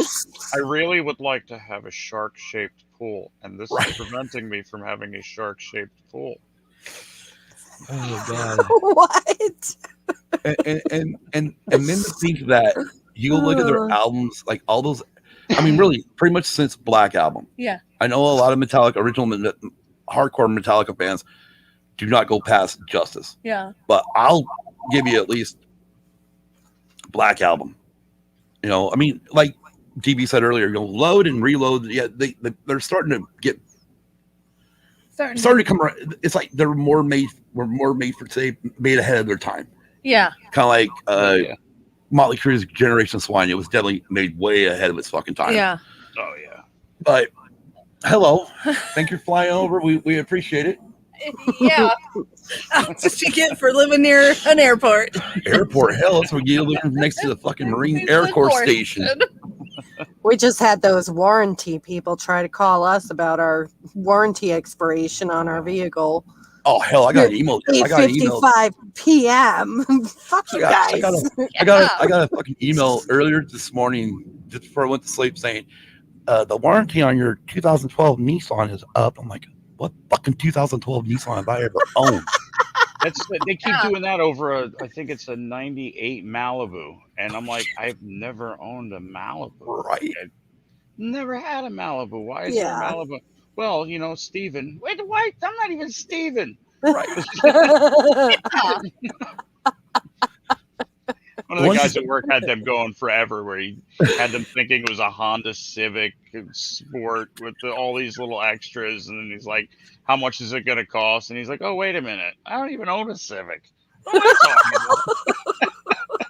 And then it was just dead air. I had him going for about 15, 20 minutes. And then he was like, you son of a bitch. There you go. Tom says, when I get those warranty calls, he has fun with them and just starts speaking Portuguese. Nice, Tom. When we first got down here, I think after Kim came in and he got down here with me, and we got cable for the first time, and of course we got the triple play package. We still had a fucking landline. Yeah. And she had an old school fucking answer machine. I did. So I hooked this motherfucker up to it. And it wasn't Apple yet because I hadn't got it. I was using a Samsung. I remember it was a Samsung, I think. But I fucking had looked up something, a greeting in Danish, because that's where at least the Rasmussen side of the family comes from. Right. And I had this and I recorded it right on that fucking answer machine. Yeah. Oh yeah. And it just left it. And it was funny as hell because you hear people go when you listen back to it and they're like, hello? What did I do wrong? Pasta? I mean, they're like just saying all these fucking, you're like, it is just funny as hell to listen to. Now, of course, I wish I would have done it today because, nowadays, now, like with all this shit we have, because I would definitely put that shit on YouTube. Yeah, right. Just because, what the hell not? Yeah. You fucking just throw it on YouTube. Yeah, exactly. It'll either stick or it won't. That's right. Right. But yeah, no, I mean, the music industry itself, were killing themselves already. Yeah, they were. Yeah. We shook them up. We really shook them up as a generation. We did. Yeah. We did. Well, I mean, if you go musically, look at just musically, first of all, they overindulged the hair bands. Yeah. By signing every fucking hair band coming out of LA. Yeah, they did. And in the 90s, we said, fuck you. Yeah. This is what we want. Yeah. Mm-hmm. And then, when the grunge came in, I remember fucking picking up the Nevermind album and going, fuck yeah. Now we're talking. Yeah. And then going back and picking up Bleach and going, oh, hell yeah. Oh, this shit's fucking awesome. Right. But it's like, for me, it was, everybody's like, well, what do you call that? I'm like, I'm more calling it fucking kind of the new age fucking punk. Yeah. Mm-hmm. That's what it reminded me of. Oh, yeah. And I love the punk bands, fucking Pistols and Misfits and just name a couple, And that's what I love about my music, it's kind of like you're saying, DB, Bach to Bach. Yeah. Mm-hmm. Yeah. And it's the same thing with me. And it's really rare to find people like us. Yeah. Mm-hmm. Yeah. We are a small few contingent of the music listening population. Yep. Mm-hmm. I wonder if it's like if it's relative to the people that, like what they say, if you feel emotion through music, and how there's actually you're a small part of a small percentage of people that if you can hear a song and it brings a tear to your eye or happiness inside, to have that emotional connection to it is actually kind of rare too. I wonder if how eclectic you are in your music, if that has any correlation. Oh yeah, there's stuff there that I listen to even in the 80s that it would make me cry. A song would make me cry or something would make me cry, and then listen to another band and I'd get fucking pissed off. Oh yeah. It would trigger that anger in me. There's songs that'll come on and I'll remember a specific moment from listening to this song when I was 16, 17 years, or like a stretch of road that happened every once in a while where I'll be listening to music and be like, I remember listening to this song driving down this road 30 years ago. This is insane, That's why I love doing the playlist so much for the Sidebar Cantina when they do their music episodes. All the songs that come in, there's a memory attached to every single song that somebody recommends. I love it. And going back to that 80s playlist, that was the thing. I'm looking up songs and I'm playing them going, oh my God. And then all of a sudden, like you said, you attach, there's a memory attached to it. Be it, I'm listening to like, maybe did I record it off of KFI from LA from AM radio because that's what we could get at night in Battle Mountain. Yeah. Well, it's just like Hector pointed out, we are the last of our kind. Yeah. True. Yeah. Definitely. True. And then he says, it's amazing the power music has on us, what makes us do and feel at times. Right. Yeah, exactly. I mean, well, yeah, you experienced it when you started playing a lot of music with me, because there was a lot of music that I told you I had not heard, but yet you started playing it, and it's like, I heard this. Where have I heard this? Yeah. So then you start thinking, okay, so I had a lot of friends that played different types of music. I grew up in kind of a split house, parents were split on their genre of music. I had a dad that was diehard country and a mom that was diehard oldies. Well, fucking Elvis, the Beatles, Beach Boys. I mean, and then I get thinking about, okay, so then I do my cousins and stuff in with this, and it's like, oh, well, maybe cousins or somewhere along the line I had heard this, or friends or something. Well, yeah. Well, it's like, I mean, like, even, Night Tom. Oh, Night Tom. Night Tom. See you, Tom. Yeah, grab his wife some breakfast. So he goes, yep, have a good night, bro. And, and speaking of, like, with parents, like my parents, I mean, my mom, we talked about the Beatles time when, everybody was burning their fucking records. Mm-hmm. Yeah, I know. And unfortunately for my mom, she didn't burn her records, but they got set out in the sun. And they melted. Not outside, but in her room. And so they got melted way before I was even born, So it's like, God damn it, them motherfuckers could have been mine. Yeah. But, she was all over the place, Johnny Cash, but even like, Johnny Cash, Beach Boys, Beatles. Yeah. All that different. And my dad was kind of the same way. But my dad, he picked up a cassette tape set called Still Cruising in the 80s. Oh, yeah. And it had 4 cassettes. We actually bought we did. Off of eBay. We actually found the fucking records of those. Yes, we did.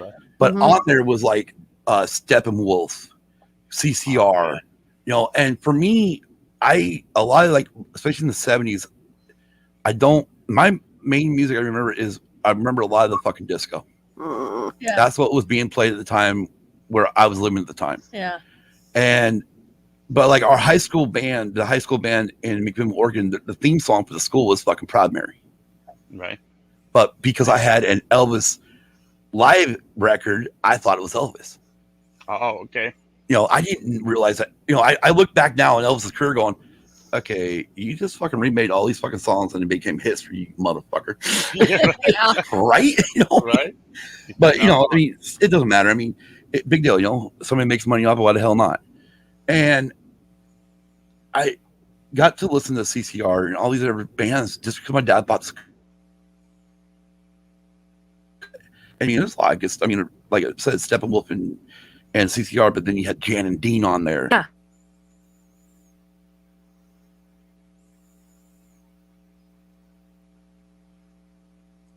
Ones were on there. Yeah. An artist that, in a way, for me, I'm broadening my music. Yeah. Especially in the 80s. 80s is where I really blossomed out. And, of course, most of my friends, the tight friends knew my music. Yeah. The love for music. But everyone else is, he's just this headbanger. All he likes is that hard rock stuff. Yeah. Mm-hmm. And then I always love it when like the girls were, like the girls from junior high or even high school. Well, can I come over and have you make look at your CDs or your cassettes and have you make a mixtape? And all of a sudden they're going through, they're like, whoa, you got Cyndi Lauper, you got Madonna, you got this, you got that. Mm-hmm. Oh, you got Bach and you got Mozart. What the hell? Because they judge me by my look, the jean jacket, the fucking what do you call it? Not long hair, mullet, yeah. Because my parents was, well, the front of your hair, the front and back up to here has to be short, and that back part can be semi long. Business in the front, party in the back. Right? But not a loud party. A nice party. Right. No lawn darts. So of course, I mean, and of course everybody remembers this year, pretty much from when I got back from Nevada, I just let my hair go. Yeah. To the longest I've ever had it in my life. And I've cut it for Hannah's wedding because that's the kind of father I am, where, hey, this isn't the father she grew up with. Yeah. she's used to me with shorter hair, and so I'm gonna give her that version of me, and then I'll let it grow back out again. I'll let it grow back out, and then eventually get that ZZ Top fucking beard I want. I don't think I could ever do that though. I've tried to grow my beard out, and to a point, it's like, okay, enough. I gotta get rid of it. I can't handle it. Gotta hit the reset button. Yeah. But no, I mean, Napster was. I just, to me, it was just an accelerated version of sharing music with our friends. That's what it was. Just because our friends became the fucking world. Yes. How many people? It says 20 million people are on right now with 700 and some odd thousand libraries. Right. And that's who I'm interacting with. But that's the one thing I love. I will say I did like about Napster. Even though it did hurt you when you were trying to download stuff too, but if you didn't share your music file with Napster, you weren't allowed to download anything. Well, yeah, right. Well, that's like back in the pre-Napster, like the IRC channels, a lot of chat forums that you can go into on the internet. You had to share like anywhere from like 2 to 4 songs for every one you would download. So you had to make sure that you would go on, you would upload like, all right, I got this album, I'm going to throw this in. And, download, rip the whole CD and send it up on there. So that way while I'm here, I can download like 2 songs from IRC or there was a whole bunch of right. And Napster made it to where as long as you're leaving your computer, it's funny, leaving your computer open for somebody to go in and take your MP3s, you can go and take their MP3s. Yeah. And boy, how unsecure were we back then? Oh, I know. Listen to one of the, what was I it, don't see a problem. I think it was Fanning's, like a guy that worked for Fanning's father was like, he came to him for, wanted to say, hey, listen, this is what I'm doing. Do you want to be a part of it? And he's like, nobody's going to open up their computer and share their file. Nobody's going to share their MP3s. That's not going to happen. And then they came back to him, asking, but he's like, how many users? He's like, well, we have 40,000 right now. And he's like, it's not a lot, but that was a lot more than I thought was going to go somewhere. So yeah, then I'll jump in on this and we'll do what we can do with it, because he didn't realize that. Yeah, when it comes to certain things, and especially our generation with music, it was this is it's part of us, right? We're gonna take it. Well, that and we I mean, when it comes down to it, even though we are the latchkey kids, we when we came home from school, we went in our little cocoon in our home, and kind of didn't really go out unless you were going to go out with a friend or something. Yeah. But other than that, we stayed home. We listened to music. We played eventually we played video games. Yeah. But the one thing we always did do was share. Yeah. Oh yeah. If I got a cassette tape or a CD or something I liked, I'm going to, hey, my best friend, hey, dude, you got to hear this. Yeah. A lot of times I just take one of my. I made you a copy. Right. Like I made you a copy of this. You that out. I'll be right back. Did you see it? I didn't. Kel put up a sign. My dog has to pee. Nice.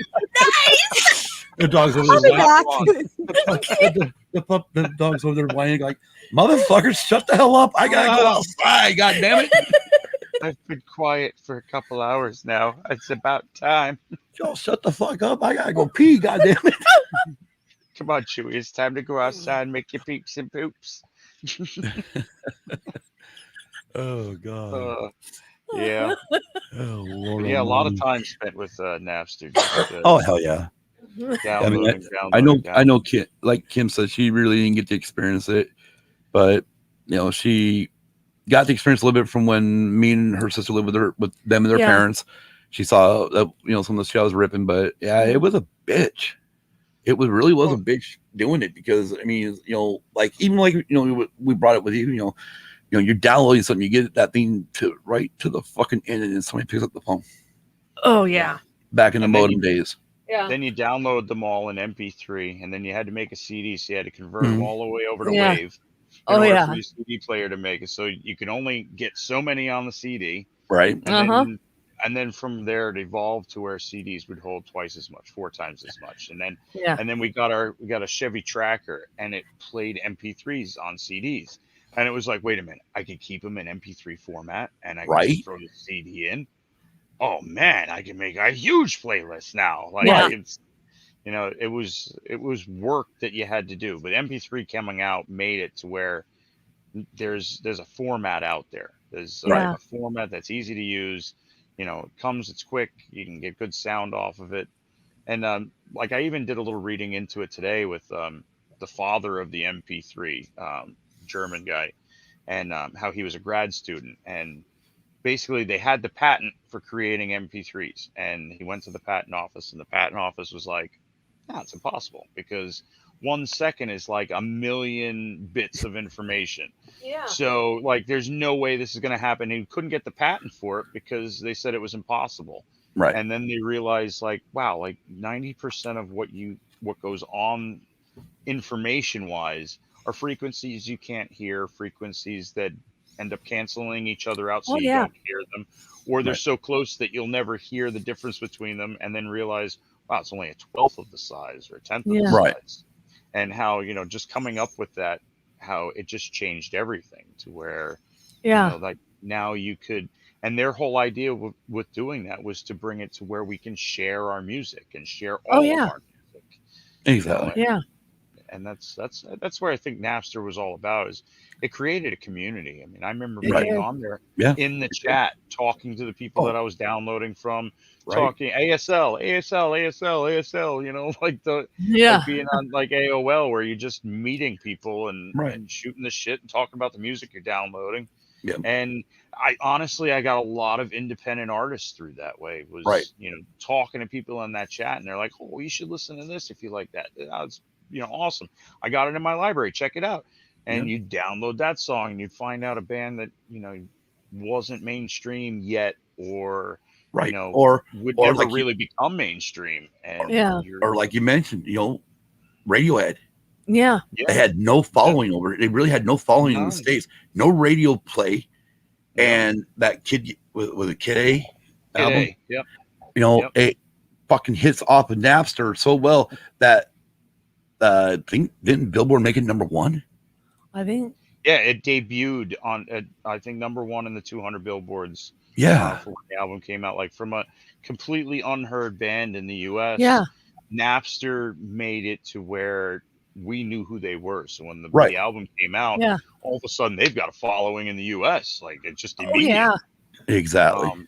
And that was direct correlation to Napster. And, you know, so I'm sure people lost money, the Metallicas and everything on it. But you can see where they were coming from, but we've also seen how much money you guys have been making. Exactly. You know, up to this point. Like, when you need a fucking shark fucking swimming pool, you got a problem.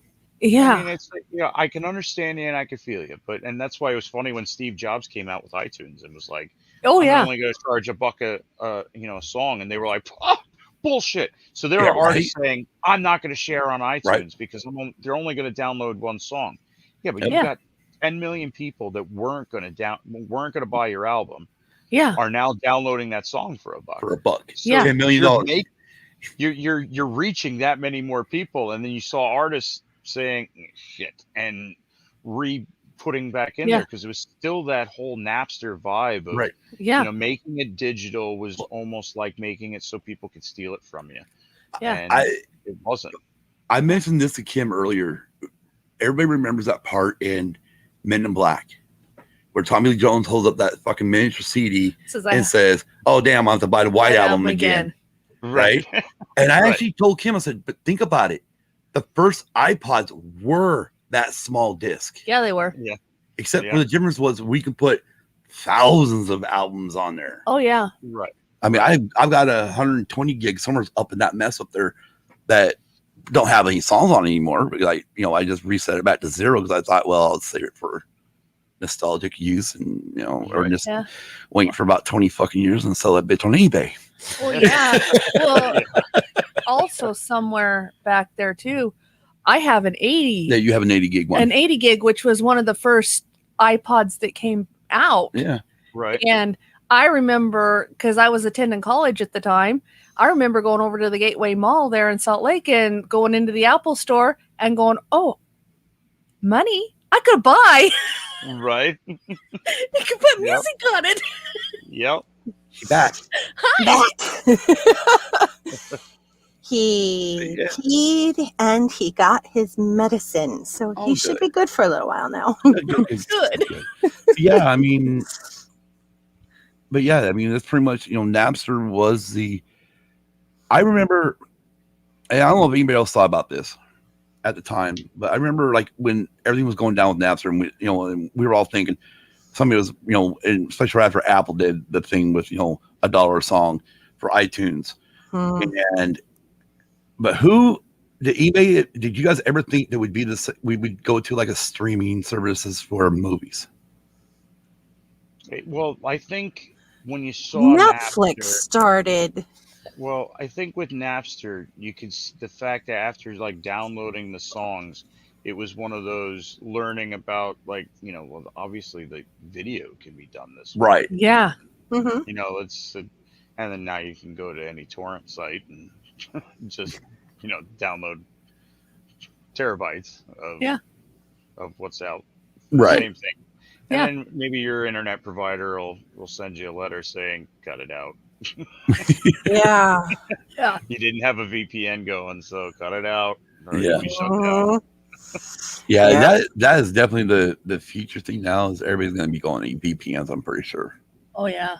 Well, because of the fact that if you go VPN, see, if we went VPN, Kim, we could literally subscribe to Sky Sports F1. Yeah, we could. And have their service, even though we live in the States. Yeah. You can go into Netflix and change your country code and get what's going on over in Europe where you're getting actual new movies. And it's actually like, and it's one of those things where you keep going, damn, should I do this? The good thing like with Sky with Sky Sports is they also show IndyCar and they show NASCAR. Yes, they do. So, I mean, I mean, like, kill that cord. Kill that fucking cord. Yeah. When is the Formula race this weekend? On what Sunday? Time? 6 a.m. our time, so it'll be about 9 o'clock your guys' time. Cool. I'll be at work, so I'll be able to watch it. I can watch it. When we get done with this, stay backstage for a minute. I was gonna talk to you about something. But I don't want to do it on air.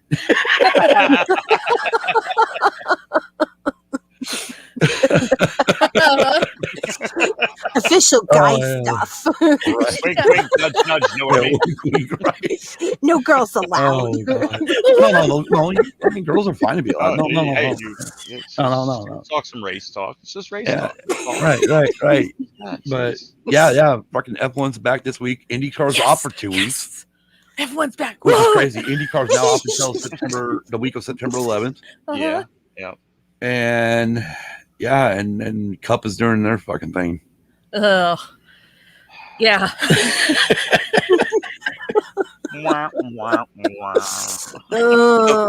This is the funny shit. We're over here in our recliners. We're watching the fucking race on Sunday. And all of a sudden, I'm just like, Kim's not saying anything. I'm like, why isn't she? I look over. She's got her phone like this. Yeah, I was out. I'm like, oh my God. I was like, oh my God. And then I don't know what the hell happened, but next thing is I wake up and it's like lap 94. Oh shit. It was definitely one of those days where you could be like, yeah, watching NASCAR. Oh, yeah. And it's not everybody watching NASCAR. It's about the same going on. I think he was in the lead before. Right. Well, that was the thing. That was the thing. And that's why I put that thing in our Discord because I was like, oh my God, what a great off-season topic, but what fucking tracks we would get, NASCAR should just get rid of or dust. Say goodbye, peace out. Richmond used, and the sad part is a lot of these tracks used to be good. They're great. It's just, the biggest thing is that the segment format makes a lot of these tracks to where, I mean, Michigan, you were popping 208 miles an hour, 212 miles an hour. Not anymore. Coming out of turn 4. So it made for like some crazy gas, calculations and some crazy tire calculations, and it's just not there anymore. You remember the days of fucking 2, 3, 4 wide around those corners in Michigan? Oh yeah. Easy. Just getting it. And now you're getting double stacked if you're lucky. Right. Well, I mean, you saw, on this weekend's race, you saw it, every time, they try to pass it, they get there and like that fucking air would, and all both cars are stuck. Yeah. Mm-hmm. And it's like, used to be there, like, who's going to help him? Who's going to help him? And now it's like, when is he going to get free? There's the freight train. Yeah. Like, nobody's going to jump out of line because it's going to take, I got to make sure everybody's coming with me because otherwise they're just going to leave me in the dust. Right. And I mean, need at least 3-4 guys to come with me to get it's what is now Daytona and friggin' Talladega. Okay, watching my mirrors. Yeah. I ain't watching I ain't looking out the fucking front. Right. Oh, here we go. And at the same time, the spotters going, coming behind you, 3 behind, 4 behind, door bumper. Door bumper clear. Outside, inside line. Yep. I know what I was going to talk about. I listened to Door Bumper Clear this morning after our show. I wish I would have known this before our show. But found out from TJ Majors that Joey actually came to him and said, hey, dude, I'm really good friends with this other spotter. Yeah. And that's why I want to change. All right. And then Brad was, obviously Brad's like, well, that's fine. Him and TJ, TJ was actually his best man at Brad's wedding. And then Brad was TJ's best man or something like that. Yeah. So they kind of switched over with everybody being buddies again. And, TJ said during the show, for him, it's lightning in a bottle twice because he was best friends with Dale Jr. Yeah. Right. Oh, yeah. And because they met on iRacing. Right. And then Dale Jr. like, well, fucking come down here. I ain't got a way down there. And Dale Jr. and a bunch of buddies took off in a pickup truck, went up to Northeast to pick up TJ Majors to bring him down to North Carolina. Right. Yeah. Like what? Crazy. Yeah. I know, right? I mean, Jesus Christ. Hey, yo, Junior, come on over, buddy. Yeah, right. Anytime. Drag my ass to fucking North Carolina, dude. Damn I'll work at Junior Motorsports. I don't know what the fuck I'll do, but I'll be there. Right. But yeah. But no, this has been a lot of fun, guys. I mean, Napster. Absolutely.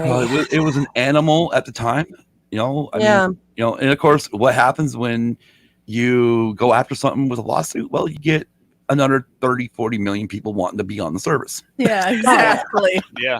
Exactly. Before we crash out, we're going to top off at like 60 million people or something. Right. You bring attention to something with frivolous lawsuits. And you're going. And everyone fucking goes, let me go check this fucker out. Exactly. I will say there was one news report where they were going around a college. I remember watching and them saying, just doing a little poll here, do you have MP3s on your computer? And they're like, yeah. How many you got? Like 300, 400. The reporter's like, wow. And they go to this dude opens the door and he's got his glasses on. You can see the computers. He's got high end in the background. And they're like, do you have MP3s? He's like, yeah. How many do you have? 6,000, 7,000. And the reporter was just like, yeah. Oh, yeah. But I just listened to I'm giving this guy praise over 6,000. He's like, or 7, could be more. Why? It's just a poll. I just remember it burning in my brain where it's just knocked everybody loopy where he's got 7,000 songs downloaded. Right. You think there's more than 7,000 songs in the world, dude. How is that just a surprise to you? I know, right? Yeah. I wish I had my iTunes up, right? The actual iTunes on the computer up for my Apple Music to show what my library is. I think last time I saw my library, it was around 15,000 songs. Yeah, our library is pretty stacked. It's up there because we were ripping everything. Oh yeah, I mean, every time I switch, before I put everything on iTunes, back. I mean, I once ran only the fucking Windows stuff. Right. I didn't go to iTunes originally, even though everybody was getting their iPods and shit. I didn't have the Apple products. So, but when I finally did get Apple products, then I also had to burn everything. Re-rip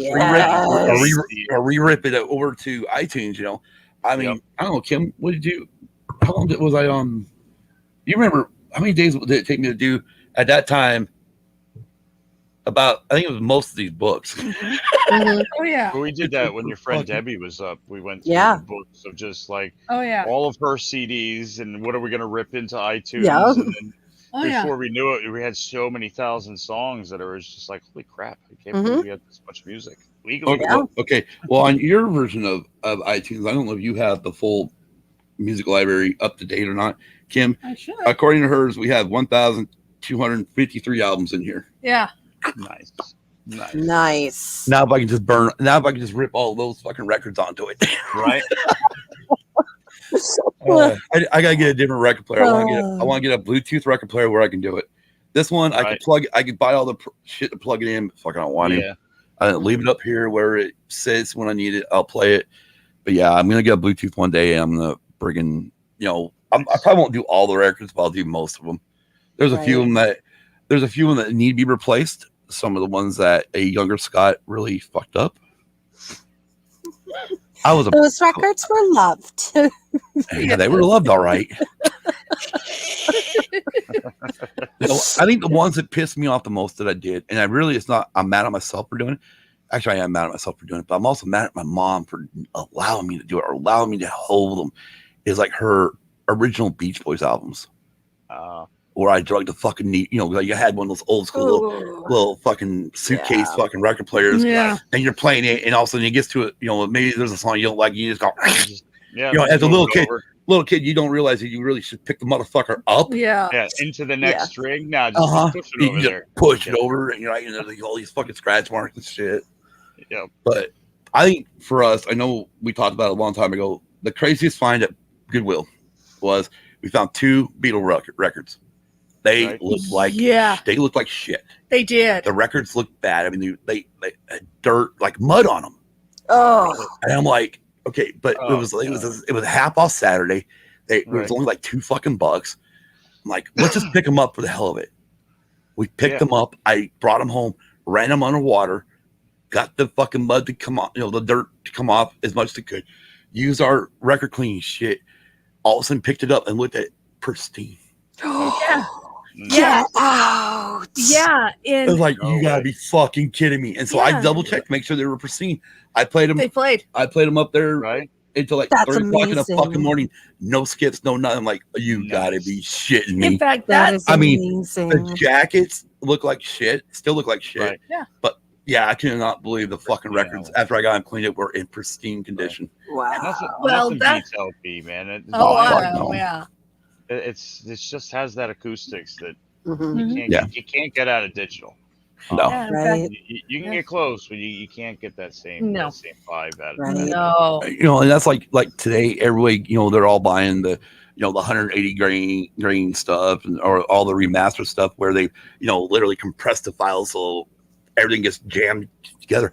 And I'm one of the ones out there going on Discogs or eBay and looking for the original fucking copy. Oh yeah, don't compress it for me. Just give me the regular album. Yep. That's and that's exactly what I've been doing. I mean, and we realized when we opened that record thing, what was it, last week? Yeah, we were supposed to have 4 records, and it was supposed to be Beverly Hills Cop, but they fucking sold out.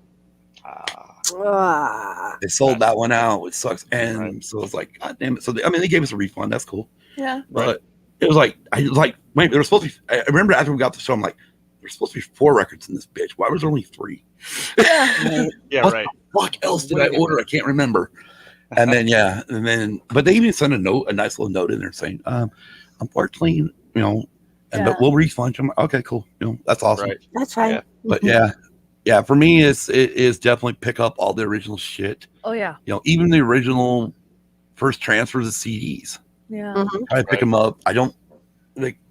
I mean, I understand why they compressed it. Yes, I get it, but sometimes it really ruined it. Yeah. Yeah, absolutely. But it is what it is. Unfortunately, it's the music industry, and unfortunately, we're never going to go back. Yeah. Nope. I mean, I believe me. 5 years? Well, when we started the podcast, that's about when LPs really started taking off again, and it's like, what? Yeah. Who would have ever thunk it? Yeah. And the funny thing is all the uproar about Napster and the labels and the record companies, all that. it still goes on to today with them fighting over Spotify and playing certain music on Spotify. And it's funny how like it shook it so hard, 20 some years ago, 22 years ago. It's still happening. It's the record companies not realizing that this is the way it went. Like what you got before and all that money, you already made that.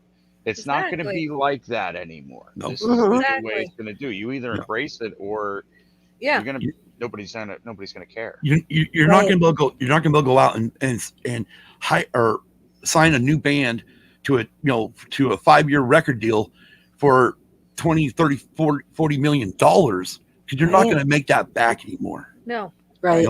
And most of these bands now are realizing like, let's take on the work of being our own publisher. Let's take on the work of creating our own label. Like, we love the band Nonpoint. And this year was a huge thing for them where they decided we're dropping our label. We're going independent. We're going to take care of, and they still are like their social media presence is out there everywhere and they're really pumping things out there. And it's because like, when they talk to them and they're like, one song paid my rent for a year.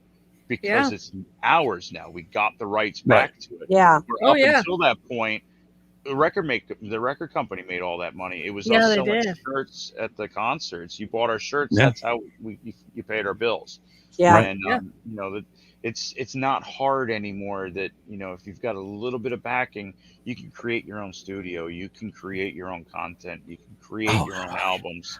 Well, there's plenty of examples out there right now that, and more coming. I mean, all it takes is, what's his name, Johnson, Janoris Johnson, with Jacoby Maddox, where he did covers of like Papa Roach songs. Oh, okay. And then all of a sudden he's got his own album. The TikToker. Yeah. Yep. And it started off with just doing covers and being that push of your own, and the record companies aren't where they were. They're not the kings of the world anymore. They don't sit around this giant table, rolling around in coins like Scrooge McDuck, Right. Well, just to, again, because I know most of the stories, just to revert back, like with Crew, in 97, 98, Elektra owed them so much fucking money because Elektra was stupid. When Crew signed that brand new contract after Feel Good, they signed it with Vince Neil, lead singer. And then when he was no longer in the band, Elektra didn't go, void contract. They kept that contract with the new band. And then with John Crosby, they didn't sell that great like they were. I mean, plus we're in the fucking middle of the 90s. Yeah. It was the end of, the hair bands were gone. Right. I mean, they weren't selling out no more the arenas. They were going to the fucking, the little dive bars again. Yeah. They were going back to the clubs like they originally started. But Motley Crue was like, they wanted out of that fucking contract. And the head of Elektra said, well, what do you want us to do? How can we make this right where we pretty much don't have to pay you what we owe you? Right. And Nikki Sixx literally looked at the person from Elektra and said, give us our fucking masters. Yeah. Right. And she did it. Yeah. Here. Like, can you imagine? I mean, you think of that, just, Home Sweet Home, Girls with Girls, Wild Side, Dr. Feelgood, Kicks Up My Heart, all these songs. Still real royalties coming off of that. Right. And now all that is owned by Motley Inc. Yeah, Motley. Which is now a fucking company. Yeah. Right. Oh, yeah. Right. Yep. And that's the thing is being in a band, even today now, you got to look at it as a business. It's not just an entertainment. Gene Simmons used to make the comedy thing where if you're getting in this to make money, you're getting in the wrong business. Yeah. Right. But still, it's the same thing today. Yeah, it is. But the difference is you have to look at it from a business standpoint. Point of view. Now. Yeah, You got to start thinking of that bigger picture. So you better have if you don't know a lot about business, you better have a friend who's went to school for business or something that can help you. Yeah. And then I know we haven't brought it up on this show, and then look at the shit that they're doing with Britney, with that conservative bullshit. Yeah, right. Yeah. I'm so fucking. I mean, I remember when it happened, and I thought, okay, when she had a nervous, I mean, literally she had a nervous breakdown. She was in a bad spot, needed some help. You know, nothing wrong with that. But the fact that it's carried this far is insane. Right? Insane. It's been almost 20 years. It has. I mean, and it's uncalled for. I mean, I think I just heard her dad say he's going to step down, but still, it doesn't make any sense. Like, you are an adult. You can do what you want as far as adulting goes, right? Like where you live and how, but you have no access to your money. You don't have. You're not allowed to get married and get pregnant and have a family with somebody else. You're like all these little things. Like, how is this legal? Like, how is this? Right? How could this last as long as it did? I said to Kim, I said, you know what's fucking ironic? You know, besides that's a good song by Alanis Morissette. Is the fact that Britney had a song called "I'm a Slave for You," right? On one of her, like third album or something like that. Yeah. I just think that was like a premonition of what was to come for her. Yeah. Oh yeah. That she literally became a slave for her own father. Yeah. Yeah. I try to wrap my head around this as a father. You know, like how I don't give a fuck how much money my daughter would ever make. I could not do that to her. Right. Yeah. You know, I can see, yes, let me help you for a little bit. Mm-hmm. Yeah, listen, okay, you're in a spot like things got overwhelming. Right. I'm gonna be here to help. Right. We'll get you back on track. Not I'm here to help and I've got all your shit and that's the way it's gonna stay. I'm gonna be the taskmaster over you. Yeah. Right. Yeah. That's oh well, and the thing is I think once she gets out of this, I really think she's gonna retire. Yeah. It'd probably be the best thing for her. Like, honestly, for mental health wise, it would be the best thing for her to probably Oh yeah. take a step away from it. You've got all the things that you worked your ass off for. It's time to just get out of the light. You know, it's right. That's a lot to handle for anybody, especially when you're pushed into it and you're pushed into fame, and then you're slave drive to get you to just do. You know, I mean. You look at all, like all of them, I mean, they started, her, Christina, and Justin all started on the Mickey Mouse Club. Yeah, they did. And then literally it was between her and Brittany and Christina there for the longest time. Yeah. I mean, they were really literally against each other in the friggin' deal. Yeah. I remember when fucking they did that, Madonna did that kiss on fucking TV. I was like, oh yeah. And everyone else in America was like, oh yeah. Oh my God. It's Janet's boob all over again. Okay, so I'm happy. I love. We're supposed to be wrapping this up, but we're not. We're good about this shit. We're really good about this shit. And I know DB's got to work tomorrow, and you got to work tomorrow too. But you don't have to work as early as he does. Yeah, I know. He's got to go to work. I'm just gonna make Hector do everything. Okay, well, Hector, you're in the chat. You might want to get some sense, buddy. Hector. Good Lord, poor Hector. The hell. Open up the shop for me, buddy. I'm going to bed. Oh God! But I don't even remember the fuck I was going now. Oops! It derailed the derail. Yes. That's a double derail. Oh, Hector doesn't speak any English again. Hector, I actually respect you for that. I really do, because that's exactly, if I was bilingual like that, that'd be the same thing I'd be saying. Yeah, I just like how it comes up. That's so messed up what her father has done to her. No habla inglés. No habla inglés. Google Translate. Error. Oh God. Anyways, I don't remember where the fuck I was going, but yeah, I mean, you look at the Olsen twins. Mm-hmm. Mary-Kate and Ashley. You look at Macaulay Culkin. Perfect example. River Phoenix. Mm-hmm. Yep. Malfunction system overheating. Malfunction system overheating. He went to from an Hispanic to now a robot that's breaking. Oh good God! But this what's the one chick from Different Strokes? you look at all these stars, the child stars, and Drew Barrymore is another good example. Yeah. Being a child star and thrown into this life is hell. Yeah. And they're expected to act a certain way and be a certain way, but who in their right mind can say what anybody can do? I mean, we all fucking have our moments. The problem is because they are in the spotlight. Theirs is 10, 15, 20 fucking times bigger than what one of us go through.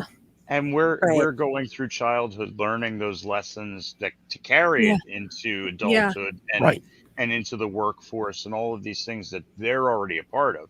We didn't learn these life lessons along the way to get them there. They're just there. And so you either, hop on board and get with it, or, you're just going to get run over in the process. Exactly. And you know what? In the end, you're probably going to get run over in the process. Exactly. Yeah.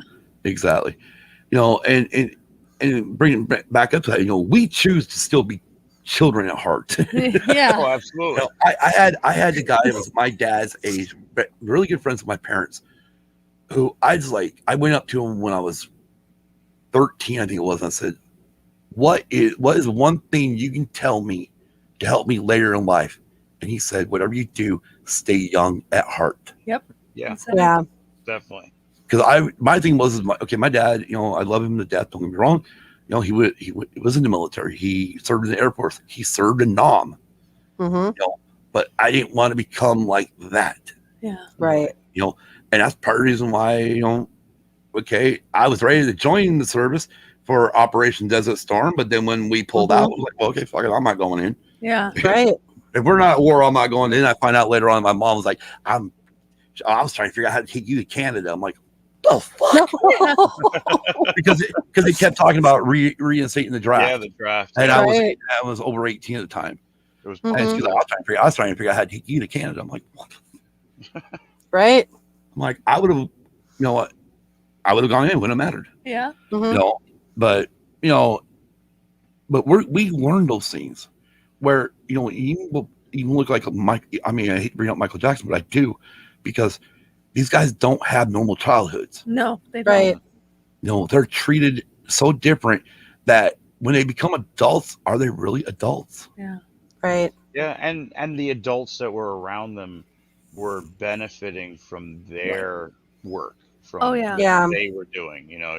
When your dad or your mom's your manager, let's be real, they're the one controlling your money. They're the ones giving you an allowance. It's one of those, you're living off of your kid. Right. Exactly. Yeah, it's kind of crazy. It is. But anyways, guys, this has been a fun evening. Oh my God, where are we at? Oh, it's fucking longest using the views episode ever. Have we talked about Napster a bit? Yeah, we did. I'm sure. Oops. First of all, everybody who did stick around for this, stuck around for the whole show, I am shocked and proud of you. My mom already gets on. My mom will get on us and go, "How the fuck do you have?" Back when we were only doing hour episodes, how do you do an hour episode? We talk. We just talk and just and then music is a great topic. Well, music, movies. Literally the nerdom that we enjoy. We can talk hours and hours and hours about. God, I could talk 4 or 5 hours just on Star Wars, easy. Mm-hmm. Oh yeah, absolutely.